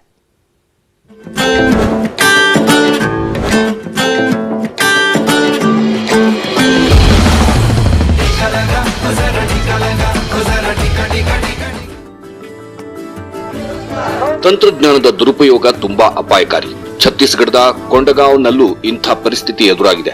ಕೊರೋನಾ ಅವಧಿಯಲ್ಲಿ ಜನರ ಜಾಗೃತಿಯ ಆಧಾರವಾಗಿರಬೇಕಾದ ಸಂವಹನ ಸಾಧನಗಳು ಇಲ್ಲಿ ವದಂತಿಕೋರರ ಕೈಗಳಲ್ಲಿ ಆಟಿಕೆಗಳಾಗಿದ್ದು ವಿಪರ್ಯಾಸ. ಇದರಿಂದಾಗಿ 100% ಲಸಿಕೆ ಸಂಪೂರ್ಣಗೊಳ್ಳಬೇಕಿದ್ದ ಕೊಂಡಗಾಂವ್ನಲ್ಲಿ ಸ್ವಾಸ್ಥ್ಯ ವಿಭಾಗದ ಅಧಿಕಾರಿಗಳು ಇನ್ನೂ ಜಾಗೃತಿ ಮೂಡಿಸಲು ಪ್ರಯತ್ನ ಪಡ್ತಾನೆ ಇದ್ದಾರೆ. कुछ लोग जो मान नहीं रहे हैं उनको समझाइश दी जा रही है शासन प्रशासन के द्वारा भी लगाइए। कोविड से बचाव का एक ही उपाय है अभी जो है वो कोविड वैक्सीनेशन करवा लें और सुरक्षित रहें। ಆಶ್ಚರ್ಯಕರ ಸಂಗತಿ ಏನೆಂದ್ರೆ ಕೊಂಡಗಾಂವ್ನ ನಗರವಾಸಿಗಳು ಲಸಿಕೆಯಿಂದ ತಪ್ಪಿಸಿಕೊಳ್ತಿದ್ರೆ ಇತ್ತ ಸಂವಹನ ಸಾಧನಗಳ ಕೊರತೆಯ ಮಧ್ಯೆಯೂ ಗ್ರಾಮಸ್ಥರು ಹೆಚ್ಚು ಜಾಗೃತರಾಗುತ್ತಿದ್ದಾರೆ. ಜಿಲ್ಲೆಯಲ್ಲಿ ಒಟ್ಟು 13 ಗ್ರಾಮಗಳಿವೆ. ಮಳೆಗಾಲದಲ್ಲಿ ಜಿಲ್ಲಾ ಕೇಂದ್ರದಿಂದ ಸಂಪೂರ್ಣವಾಗಿ ಸಂಪರ್ಕ ಕಡಿದುಕೊಂಡಿದ್ದರೂ ಅಲ್ಲಿ 100% ವ್ಯಾಕ್ಸಿನೇಷನ್ ಗುರಿ ಸಾಧಿಸಲಾಗಿದೆ. पे नेटवर्क नहीं है ना मोबाइल का कोई साधन नहीं है, ऐसे क्षेत्र में 100% है ना कुदूर के अंदर में है। हम लोग जाके देखे तो 100% फर्स्ट डोज लगाए हैं, सेकंड डोज भी जैसे टाइम आएगा तो लगाने को तैयार हैं। ಎಲ್ಲ ವದಂತಿಗಳು ಮತ್ತು ಎಡವಟ್ಟುಗಳ ಹೊರತಾಗಿಯೂ ಕೊಂಡಗಾಂವ್ನ ಯುವಕರು ಲಸಿಕೆ ಬಗ್ಗೆ ಜನರಿಗೆ ಅರಿವು ಮೂಡಿಸುವ ಅಭಿಯಾನದಲ್ಲಿ ಶ್ರದ್ಧೆಯಿಂದ ತಮ್ಮನ್ನು ತಾವು ತೊಡಗಿಸಿಕೊಂಡಿದ್ದಾರೆ. ಹೀಗಿದ್ದರೂ ಲಸಿಕೆ ತೆಗೆದುಕೊಳ್ಳೋಕೆ ಹಿಂಜರಿತಾ ಇರೋ ಜನ ಇನ್ನೂ ಸಾಕಷ್ಟಿದ್ದಾರೆ. ಆದರೂ ಸೋಲೊಪ್ಪಿಕೊಳ್ಳದ ಯುವಕರು ಲಸಿಕೆ ತೆಗೆದುಕೊಳ್ಳುವಂತೆ ಅವರ ಮನವೊಲಿಸುತ್ತಿದ್ದಾರೆ. 100% ಲಸಿಕೆ ಹೊಂದುವ ಭರವಸೆ ಕೂಡ ವ್ಯಕ್ತಪಡಿಸುತ್ತಿದ್ದಾರೆ. कुछ 1-2 लोग ही हैं जो अपनी बातों को नहीं सुन रहे हैं, तो ऐसे लोगों को हम जितना प्यार से हो सके उतना समझा रहे हैं. बाकी उनकी मर्जी, क्योंकि ये कोरोना सबके लिए खतरनाक है, तो इसके लिए हम सबको प्रेरित कर रहे हैं. ಇಂದಿನ ಯುಗದಲ್ಲಿ ಇಂಟರ್ನೆಟ್ ಇಲ್ಲದ ಜೀವನವನ್ನ ಕಲ್ಪಿಸಿಕೊಳ್ಳುವುದು ಕೂಡ ಕಷ್ಟ. ತಂತ್ರಜ್ಞಾನದಿಂದಲೇ ನಾವು ಅನೇಕ ಪ್ರಯೋಜನಗಳನ್ನ ಪಡ್ಕೊಳ್ತಾ ಇದ್ದೀವಿ ಕೂಡ. ಆದರೆ ಪ್ರಗತಿಯ ಅದೇ ಆಯುಧ ಜನರ ದಾರಿ ತಪ್ಪಿಸಲು ಬಳಸಿದಾಗ ಅದು ಮನುಕುಲದ ನಾಶಕ್ಕೂ ಕಾರಣವಾಗಬಲ್ಲದು. ಕೊಂಡಗಾಂವ್ ಕೂಡ 100% ಲಸಿಕೆಯ ಗುರಿಗೆ ಹತ್ತಿರದಲ್ಲೇ ಇದೆ ಅನ್ನೋದು ಸಮಾಧಾನಕರ ಸಂಗತಿ. ಹಾಗೆ ಉಳಿದ ಜನರು ಕೂಡ ಇದನ್ನ ಅರ್ಥ ಮಾಡಿಕೊಂಡು ಕೊರೋನಾ ವಿರುದ್ಧದ ಯುದ್ಧದಲ್ಲಿ ತಮ್ಮ ಕೊಡುಗೆ ನೀಡುವಂತಾಗಲಿ. Bureau report, news 18 network.